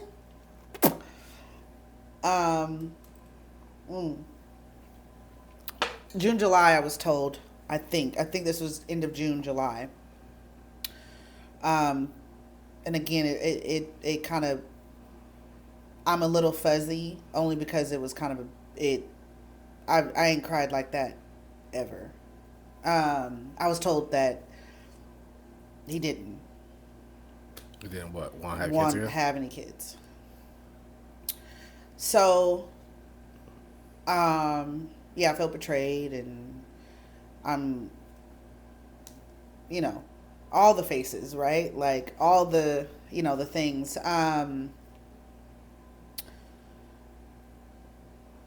Talked about it to his face. Like I was at that point where I was like, nah, you gonna see me cry about this because this is crazy, Yeah. right?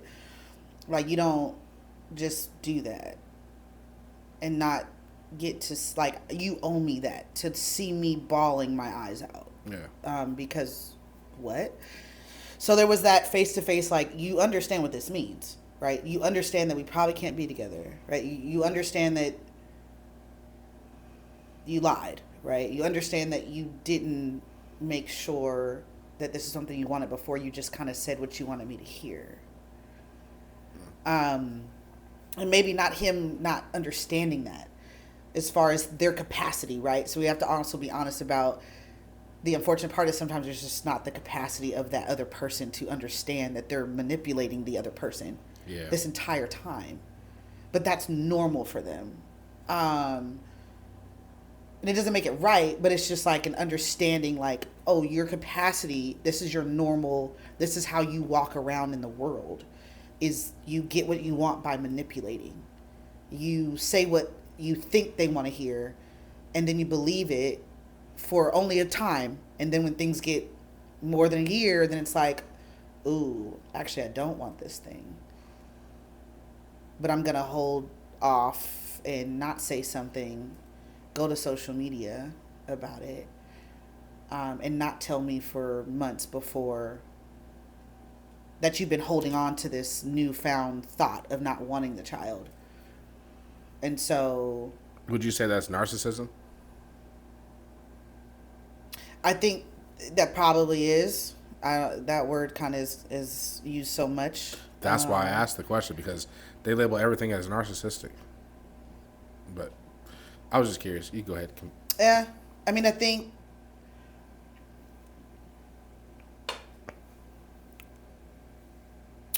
it's a little bit arrogant, a little bit too, to hold on to someone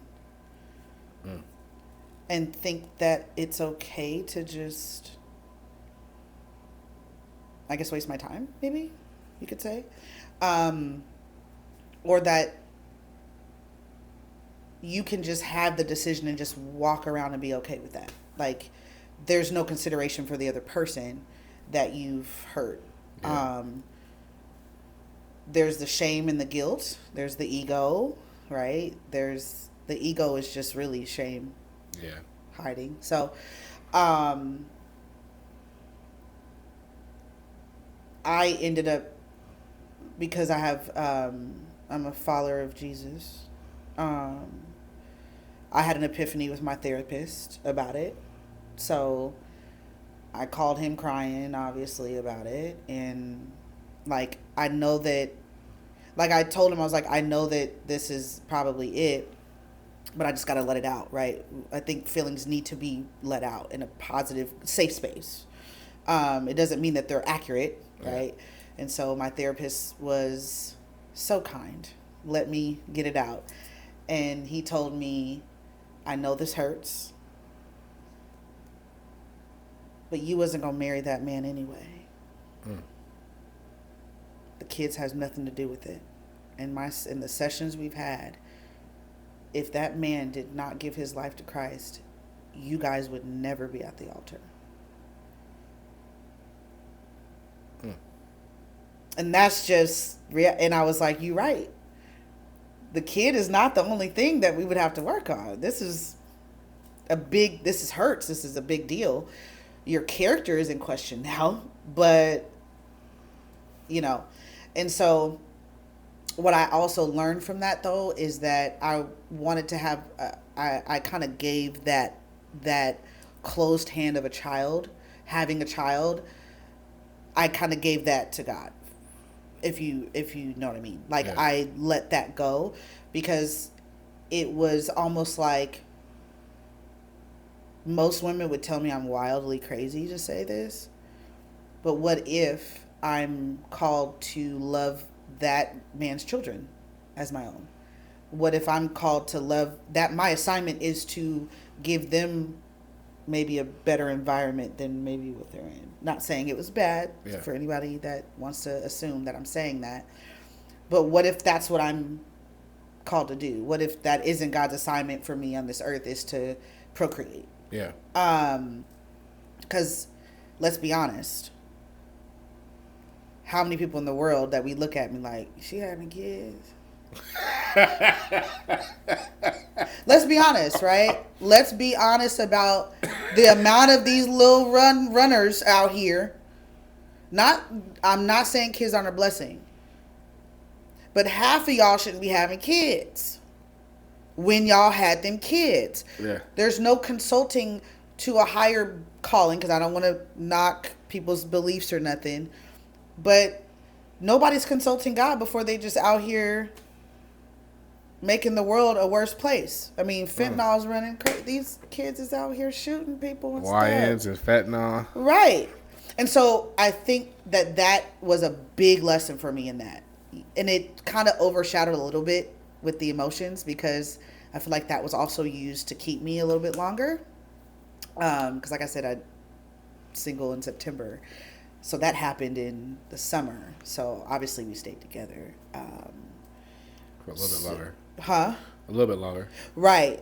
And there were other things. But that, to me, was a big emotional toll. And even that in and of itself, like he's saying, well, why would you give that up? Why would you give that up? And I'm like, this is bigger than you. This is not about you. I'm not giving anything up. I'm surrendering what I think I want to God.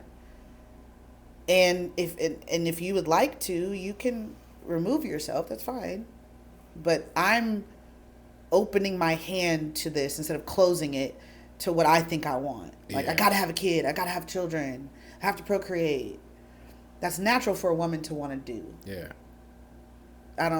To me, it doesn't make sense that women don't want kids. I mean, you are a nurturer at your core. Most women are. I think 99.9% of them are. Even when they say, like, there's celebrities that say, I don't want kids, da, da, da. But if you're around them, they're going to be nurturing. That's just natural. Yeah. And so that's in us innately. There are some of us that have a stronger feeling of it. And so I think that... And some have a stronger feeling of being selfish. Right. And I don't want to be that, right? So if I meet anybody, just even him, like, am I supposed to be with this person? And I'm closed hand about this child thing. So now I'm missing out on what's supposed to be for me. Even that in itself, it's like to learn to be, like I said, sacrifice. That's what relationships really, like, if you have a posture of, I'm not saying sacrifice to, like, you lose yourself, but relationships of all kinds do take some level of sacrifice. Yeah. And I think that was a big thing that I learned from that. It didn't take away from the hurt. I think at the time it overshadowed that, because I was like, oh, this is bigger than you. But I didn't really hone in on, you still lied. Like, you still shouldn't have done that. Yeah. So we should probably, like, deuce, And so I think that was a big example of emotional abuse. What kind of advice would you give to somebody who's going through something similar to that? I would say it's not my place to, like, in the religious type thing, for that. But I will say,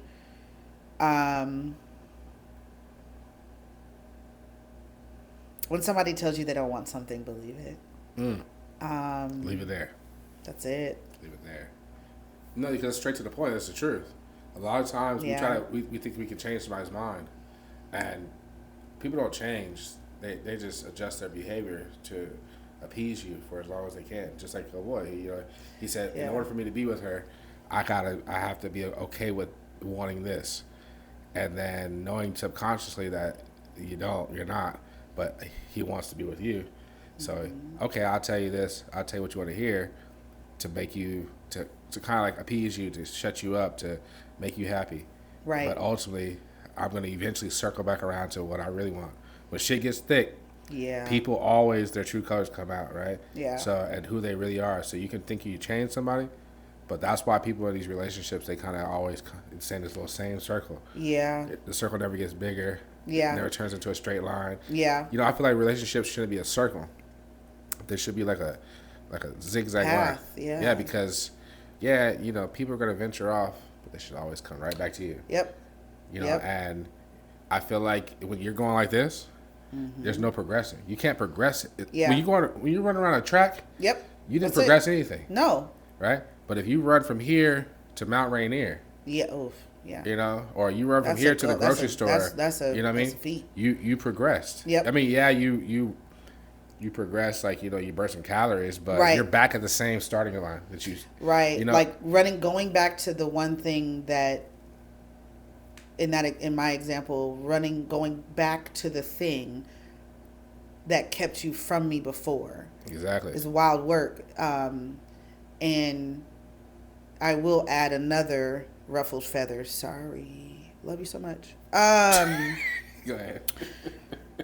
During the time before it came to a head, in the time that, like I said, social media, there was a lot of projection. My prayer is that obviously there's a process that is happening with this person, and I'm very proud of him. We just, you know, can't be together while that's happening, and I don't, you know, I'm proud of him for doing it. But I had even said to him, do you realize that you've been projecting that onto me, but you were using other things? Because Father's Day came up in between that, and there was things that I had done to try to make Father's Day really good for him, and I got some coldness. Long story short, there was just little things that wasn't about the child. It was other things that were projecting, and again, my intuition was like, there's something else. Like, you can't take my Father's Day gifts and be this cold. Yeah. And it be about, you're mad that at the museum I wanted to try the heights thing, and I realized I couldn't, and you got irritated. But you know I don't like heights for this entire time we've been together. But today you get irritated? Like, there was a lot of examples of projection. There was a wrestling happening inside of him. And I'm taking the brunt of it with other things, right? So I'm like looking past it. I'm like, oh, Father's Day, it's not about Father's Day. There's something else here. And I'm just like praying about it, and I'm just like, Lord, you got to reveal it, because I don't know. I'm getting stuff that may be true, right? Like, there were things that were brought up by him that I may not have liked the delivery, but I was able to accept that I needed to look at that as myself and like apologize and say, okay, I did. But it had nothing to do with the kid, but it was, all of it was connected to that one thing, if that makes sense. So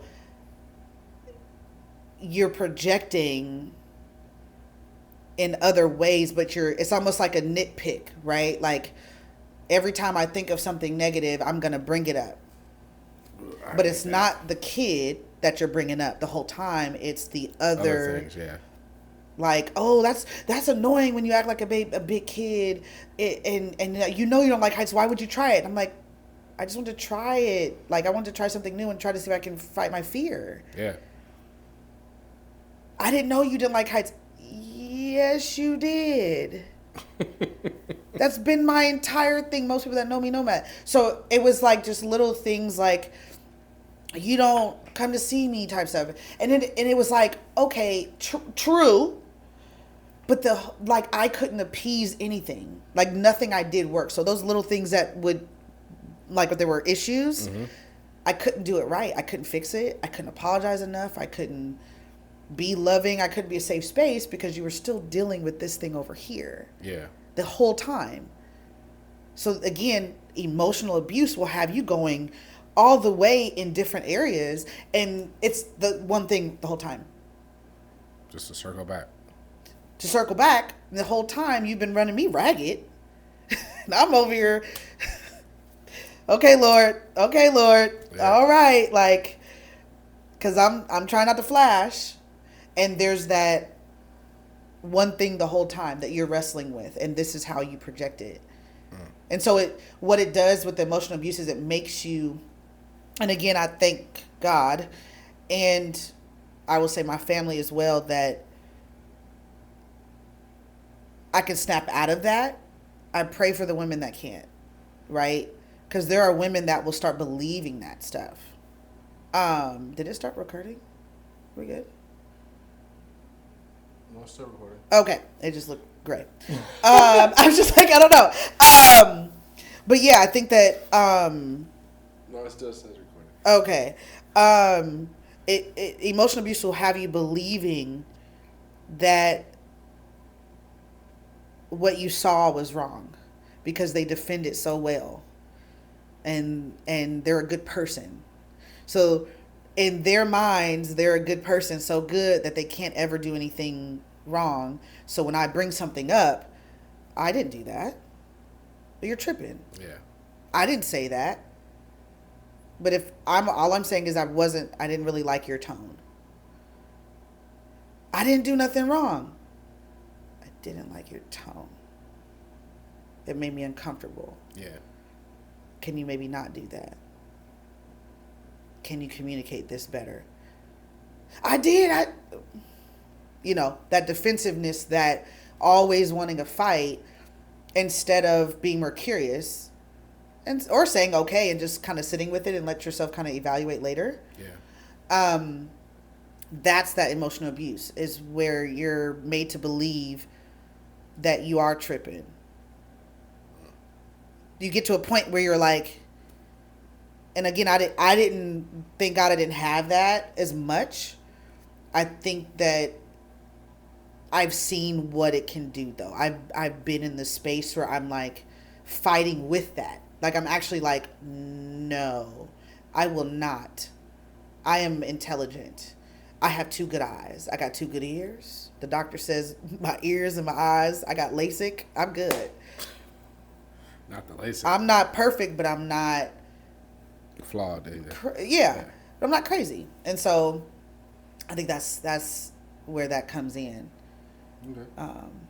Yeah, that was it. All right, I got one last question for you. Woo! Before we get out of here. All right. That was a good one. I liked it. Last question for you. You can keep it super concise if you want. All right. Do you think, and this is about to become my new podcast question. Oh gosh. I'm about to ask this one to everybody. I started on my men and women dynamics and relationships episode. Yes. Do you think that feelings are real or are they relative? Do I think that feelings are real or relative? Yeah.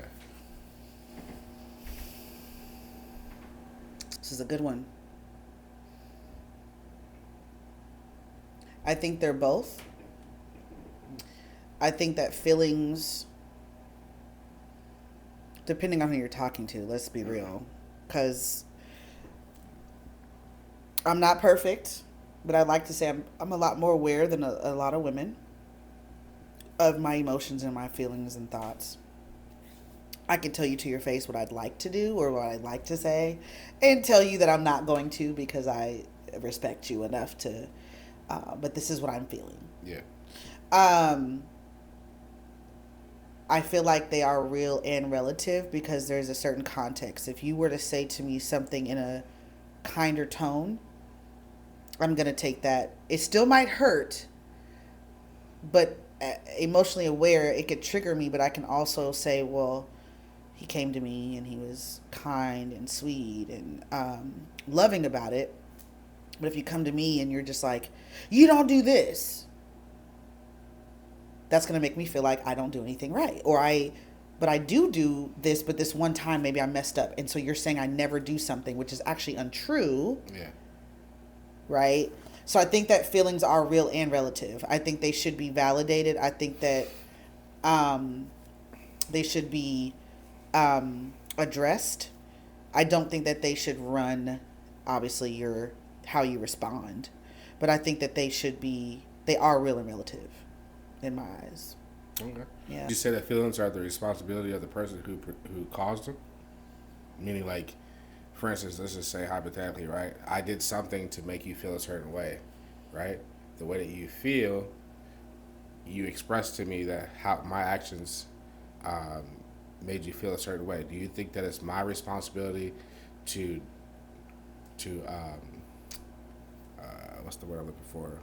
Like, it's my responsibility to validate your feelings and to do something to to change your feelings to be more positive? Or is that something that you think that the person who has the feelings, that that's something they need to address? I think you should validate. Um, I do think that it's the responsibility of the person who has the feeling to advocate and be curious of where it's coming from. So I would say, um,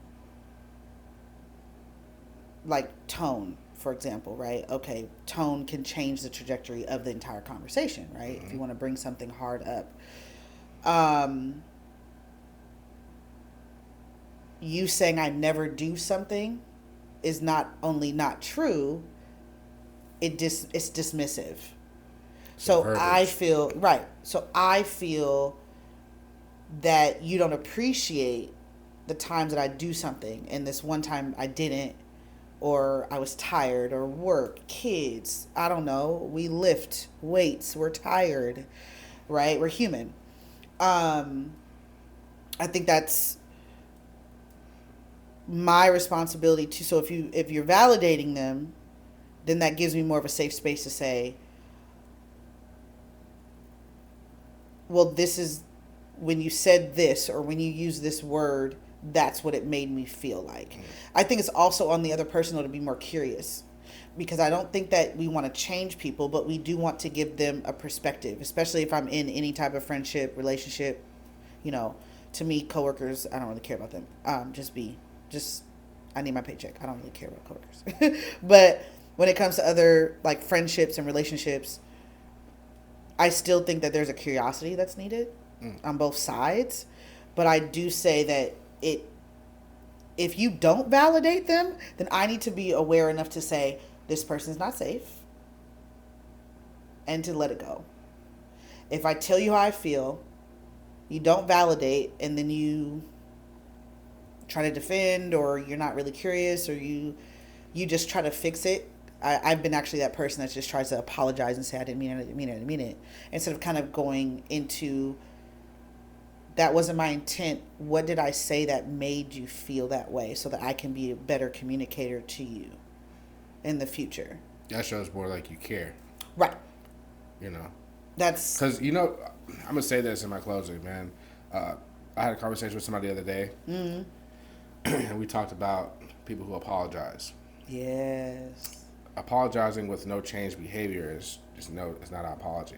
It's manipulation. Right? Because if you apologize, it's like I was watching Pastor Todd, right, and he made a statement about how repentance without changed behavior is nothing. Nothing, right? Right. I don't want to continue the statement because I can't remember the exact words, but basically that's what he was saying. Was like, there's so many people out there who think that I can just sin, repent, and I'm good. Right. Right. Right. And that's not what. And I like how he answered it, because I'm not gonna say who asked the question, because it's gonna give too much credibility to their platform. I know exactly. Was it that interview? Their platform. I got you. And yep. But basically, the one guy who is low-key a troll, he said basically, he was like, well, so many people think that they can just sin, and then repent. Right. And basically, not Dr. Todd, Pastor Todd was basically saying, like, that's not, pretty much you got to literally change your behavior. You can't just repent and not change the behavior. Right. Like, Jesus died on the cross for your sins. Right. For those of you guys who are in agreement with us, Yes. that's Yes. what happened, right? Amen. Yeah, he died on the cross for your sins, but that doesn't mean that you could just keep doing it over and over again and just keep coming back and saying. Right. I feel like that's a slap in his face. It is for the cost. Yeah. That he. That's what he said. Yep. He said because people don't understand. Yep. The cost of what he did. Yep. That's why they keep doing it. You did watch the episode. I did. You know exactly I didn't watch all of it because, again, that platform is weird. But that's my morning platform, though. Yeah, it's a good. I like certain. There's certain people that they bring on that I'll watch. So depending on who it is, I'll definitely watch for the. I do appreciate that they're bringing those kinds of people. Like another. I was Christian surprised to see is that on a couple days. Yeah, I was surprised, but I think Michael Todd's not my cup of tea as far as his way of going about things, as far as on his at the pulpit. But I can appreciate the honesty that he has had with social media and being honest about what it's like being up there and what it's like to reach certain, I don't need all that. I'm 35. I grew up in church. I don't need all the theatrics. So it doesn't make it bad. But I can appreciate him reaching those younger generations with all the things that he does that people demonize all the time. So I appreciate that. I did appreciate that interview because it does. You're apologizing,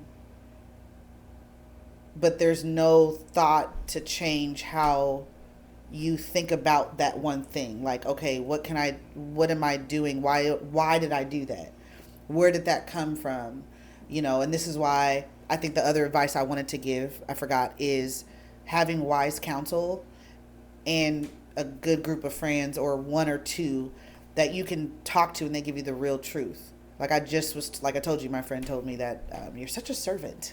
Yeah. And while that could be a burden, I take that as a mantle. And so having wise counsel to kind of put you in that, like, why? Right? Because a lot of times we are just told to apologize when you're wrong, but in relationships we're not curious, which doesn't lead their mind to go anywhere else. Especially if we're just dating and you still gonna come back to me after about a week after I apologize, so I really don't have to change anything. Yeah. But if I actually look at you in your face and say, why do you think that you did that? Why were you wrestling with this child thing, for example, for months? And why did you feel that you couldn't tell me? Or where does that come from? Why did you tell me you were cool years ago, right? I think if we're not starting the conversation, it doesn't really prick on the hearts of the people to go outside and say, well, I got to kind of figure this out. Because relationships are just we're going to be roommates. It's okay if you apologize. And the kid thing, as long as I've given it to God, then you can just stay with me and it's okay. Yeah. For example. And so I think that we have to be more curious. And that would lead to a lot better conversations and some more honest, realistic approaches to stuff. So. All right. What do you think about the podcast? Well, I think this is great. I never listen. That's one thing I haven't shared. So, obviously with my therapist, but I haven't really. So you're ruffling some good feathers out here.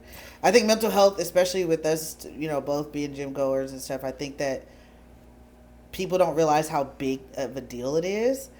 And it doesn't mean that we don't have feelings and stuff because we go to the gym. Like, that's our mental health. Yeah. Oh, no, we have things that we got to do. Yeah. It just helps us have a positive release. Yeah. And when you know that you need a more positive release, you'll find it. It doesn't have to be the gym. It doesn't have to be powerlifting. It could be running, It could be cardiovascular. It could be a Zumba class. But it also gives us we get two things. We get the healthy, right? We can live longer. We got good joints and we can pick up our kids and we can play and stuff. And, so it's a positive outlet as well as we get a benefit of it, from doing it. So I think that mental health is, a good deal. I think that's going to be, health and wellness is going to be the new thing with how the world is going, because everything else is run out. Any advice from you doing the podcast? Keep doing it. I think that you just keep doing it. Do it with. I think that when you have a vision and it's a P word I'm looking for. Passion, but I can't think of it. But when you have a purpose. Ooh, I got a question about that, but I'll ask you off the camera. Go ahead. I think that the purpose defeats those doubts. I mean, we have doubts. We're human, right? But it overshadows that. Like, I'm going to always post my workout videos. I don't really care who's the number on it, right? I don't care. I'm just reaching the people that need to be reached. And those people have the fruits have shown. Of the people that I've brought to the team, and the people that watch and see me on the street. And they're like, I love that you're doing your thing. Like, it gives them something to look forward to or try to do on their own. And so I think that you just keep doing it, and that purpose stays at the forefront no matter what happens, or what the numbers say or anything like that. You keep that purpose and it won't matter. And that's my advice, only because I'm like you. I won't say I'm like you, but I have a purpose that supersedes whatever the numbers may say, and that will always be. And nobody can take that from me. So the numbers don't matter. And so I think if you keep doing it, you're going to reach the right people. I don't think platforms need to have all these big numbers to reach the right people. We know with Jesus, he didn't have, there was a part in the Bible where like most of the disciples left and there was only 12 left. Right? And he kept moving forward. I said what I said. People look over that. Because they only focus on the 12. There was more. And he said, are y'all going to leave too? And then he moved forward. So that's my humble advice. People always forget that he had the many disciples, and then he had the 12, and then it was just him. And then like they said on the interview, I think people really, I enjoyed that interview because he pointed out some things that people don't pay attention to, right? Even while he was going through probably the worst thing that anybody could ever go through. He still showed kindness and grace and chose others over it. And I think that's something that most of us overlook. Yes. Right? Having that posture. Especially, and I'm not going to say nothing else after this, because this is going to ruffle feathers. Yes. Especially the people that's in the church. Oh, yeah, of course. I grew up in that. That's a whole They overlooked that. They'd be like, I'm striving to be like Jesus. But you're not, you're judgmental. Ooh, yep. Your attitude sucks. Yeah. After church, it's like, what? You don't care about other people's well-beings. No. When the pastor asks, hey, we got so-and-so in the church who we need to come together and, put some money together to help them pay their light bill because they got 6 kids and, they ain't got lights and it's about to be wintertime, right?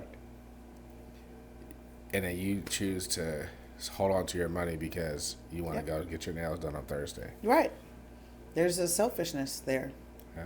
There's an arrogance there. Well, look, I hope that you'll come back because we had a dope conversation. Yes. We didn't get to really get too deep into your life story. We did nip at it a little bit. Yeah. So I'd love to have you come back and sit down and have talk to you about it. Of course. Whenever you're ready. I would also love to have you on my men and women dynamics relationship episode. I'm there. We'll be in contact about that. Yeah. So for all you guys out there watching, if you guys would hit that like button, hit the subscribe button. Follow us on Instagram at @minority_VDP. Follow us on TikTok as well at Minority Emotions the podcast. And we out of here. Peace. Like that thing. All right, look, we're not done actually. Okay. I just gotta check one thing. I don't know. All right, so this is the part of the episode where I allow the guests to ask me one or two questions. So I'm always the most nervous here because I don't know what you're going to ask me. But I guess it's a kind of a taste of my own medicine, right? Yes. Because you never know what I'm going to ask you. So fire away. Okay. As a man in a man's world, what are your thoughts on shame and guilt? And how do you feel about the term or this sentence that men need a safe space for their shame and guilt? Whoa. Well, damn. Shame and guilt. I don't think that, first off, I don't think that people should be shameful. Right? I think that you should just be unapologetically you. Okay. Right? Women like to say that. Men don't really speak on it too much. But as a man, I'll say that I just think that, yeah, you should just be unapologetically you. Okay. Right? Stand on how you fully believe, and if you stay true to who you truly are, and who you choose to be, then why should you be shameful of what you chose to be? Whether that's a dirtbag, a good man, or whatever, if you're continually choosing to be that person, then you should just be not shameful. Just be like, this is who I am. Take it or leave it. Guilt. I feel like that guilt only comes when you're in a stage of admitting that you did something. Right. You can't feel guilty if you don't believe you did something wrong. Right. So I think that it's a stage that we all go through. Yeah. I think that it's a stage that it should be short-lived. Meaning that if I feel guilty, that I should either, one, address it or ignore it and move on. Okay. Because ignore it if you feel like it's not going to do you any good to address it. I mean, like, if your guilt is because, like, let's just say you feel guilty with, we'll just use this example because it's easiest to use. You cheated on your girl. She broke up with you. You feel guilty about it. If talking to her about your guilt, is not going to change the outcome, address it within, intrinsically, and move on. Why go open the wounds with somebody why go reopen her rooms, peel those scabs off for her, just to appease your guilt. Just to appease your own guilt and your own feelings. I think that's selfish. And what was the other part of your question? It got blurry again. God dang it. Listen, guys, I don't know what's going on with the camera. Y'all just keep listening. Yes, please. I don't know what's going on with the cameras today. You know, like I told her a minute ago, and I've told you guys on past episodes, this is a learning process. So today we're having some issues with the camera where it keeps going blurry. So I apologize, but I appreciate you guys tuning into this episode and continuing to tune in. What was the other part of your question? What do you think about the term or phrase that men need a safe space for that, to basically to let it out? Because a lot of men hold it in, that shame and guilt, and they internalize it and don't let it out in a safe space outside of like their girlfriends, or like having a safe space of men that you can be honest and open with. How do you feel about that being a need for men? And if you don't think that's a need, what? I feel like in terms of safe space, I always say that you should have a support system. Yes. Right? So, like, you should have a group of guys around you who are who allow you to be vulnerable, allow you to be you. Yeah. If you don't have that, go to therapy. Yes. Can't afford therapy, or there's no therapy that you can go to. I think that you should just find I'm not going to say a higher power, because I believe in God. Okay. I think that you should talk to God. Yeah. Yep. I think that you should pray on it. And there's always, listen, at the end of the day, there's always, every single person has somebody they can talk to. The problem, I feel like, is that you it's a you thing, you feel like they don't care to listen to you, You or you fragilize feel them. like they're going to judge you. Yep.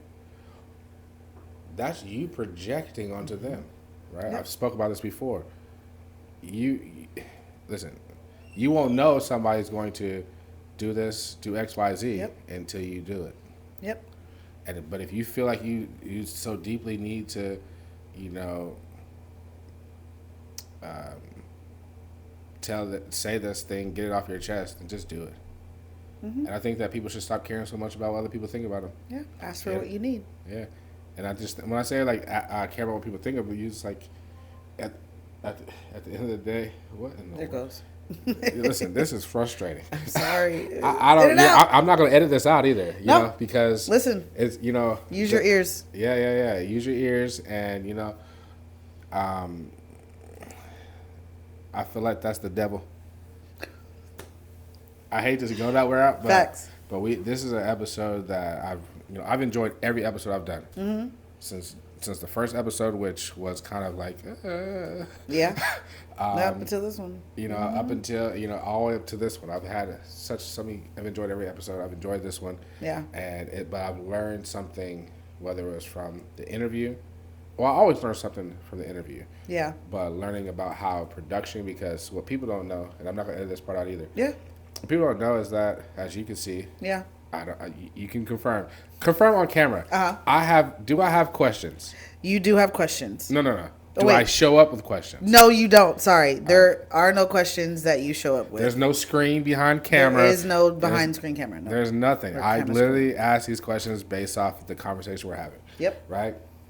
I have so many people who accuse me of having questions, think I'm No. capping, right? This is organic. Right? So I enjoy the conversations. I'm learning something about how to be an interviewer. I'm learning. I don't have no team to help me with editing, with setting up cameras, setting up lighting. I don't have that. Nope. Right? I have nobody. I'm just doing this because, like you spoke about earlier, understanding your purpose, right? Yep. And I feel like this is my purpose. My purpose is to give people a space to be heard. Yeah. Which is very, very important. More important than what a lot of people think. And I'm not talking about what I do is more important. Yeah. I'm saying being heard is more important than what a lot of people do, right? So, like, my job sitting in this seat, I'm not saying is that important.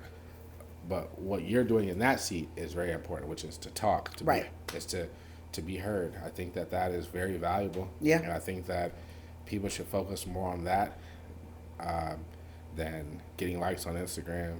Right. I think that the community, the world that we live in, we focus too much on like the whole sex sales, because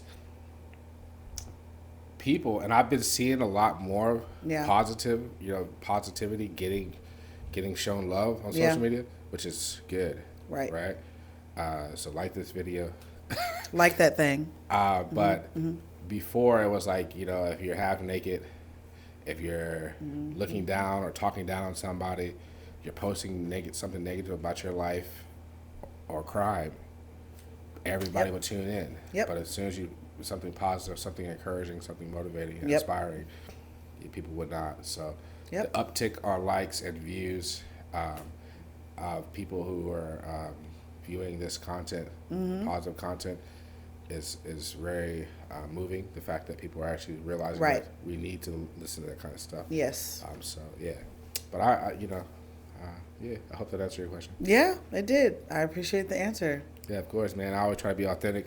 You guys, like I always tell you guys tune in on January 10th, where I'll be sitting in the hot seat over there for the whole episode, where a special interviewer will be on here to interview me, to get my life story and to see me in the most vulnerable state I've ever been in. Most people who know me, I'm an open book anyway, and I'm very vulnerable and I'm a very emotional and tuned person.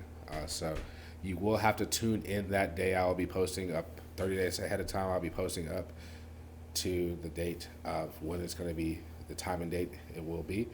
You will have to tune in that day to see my story. It will not be posted after the fact to YouTube until 365 days later, meaning January 10th, 2027 is when it will be posted on YouTube to be viewed at any time. So we're out of here. You guys be blessed.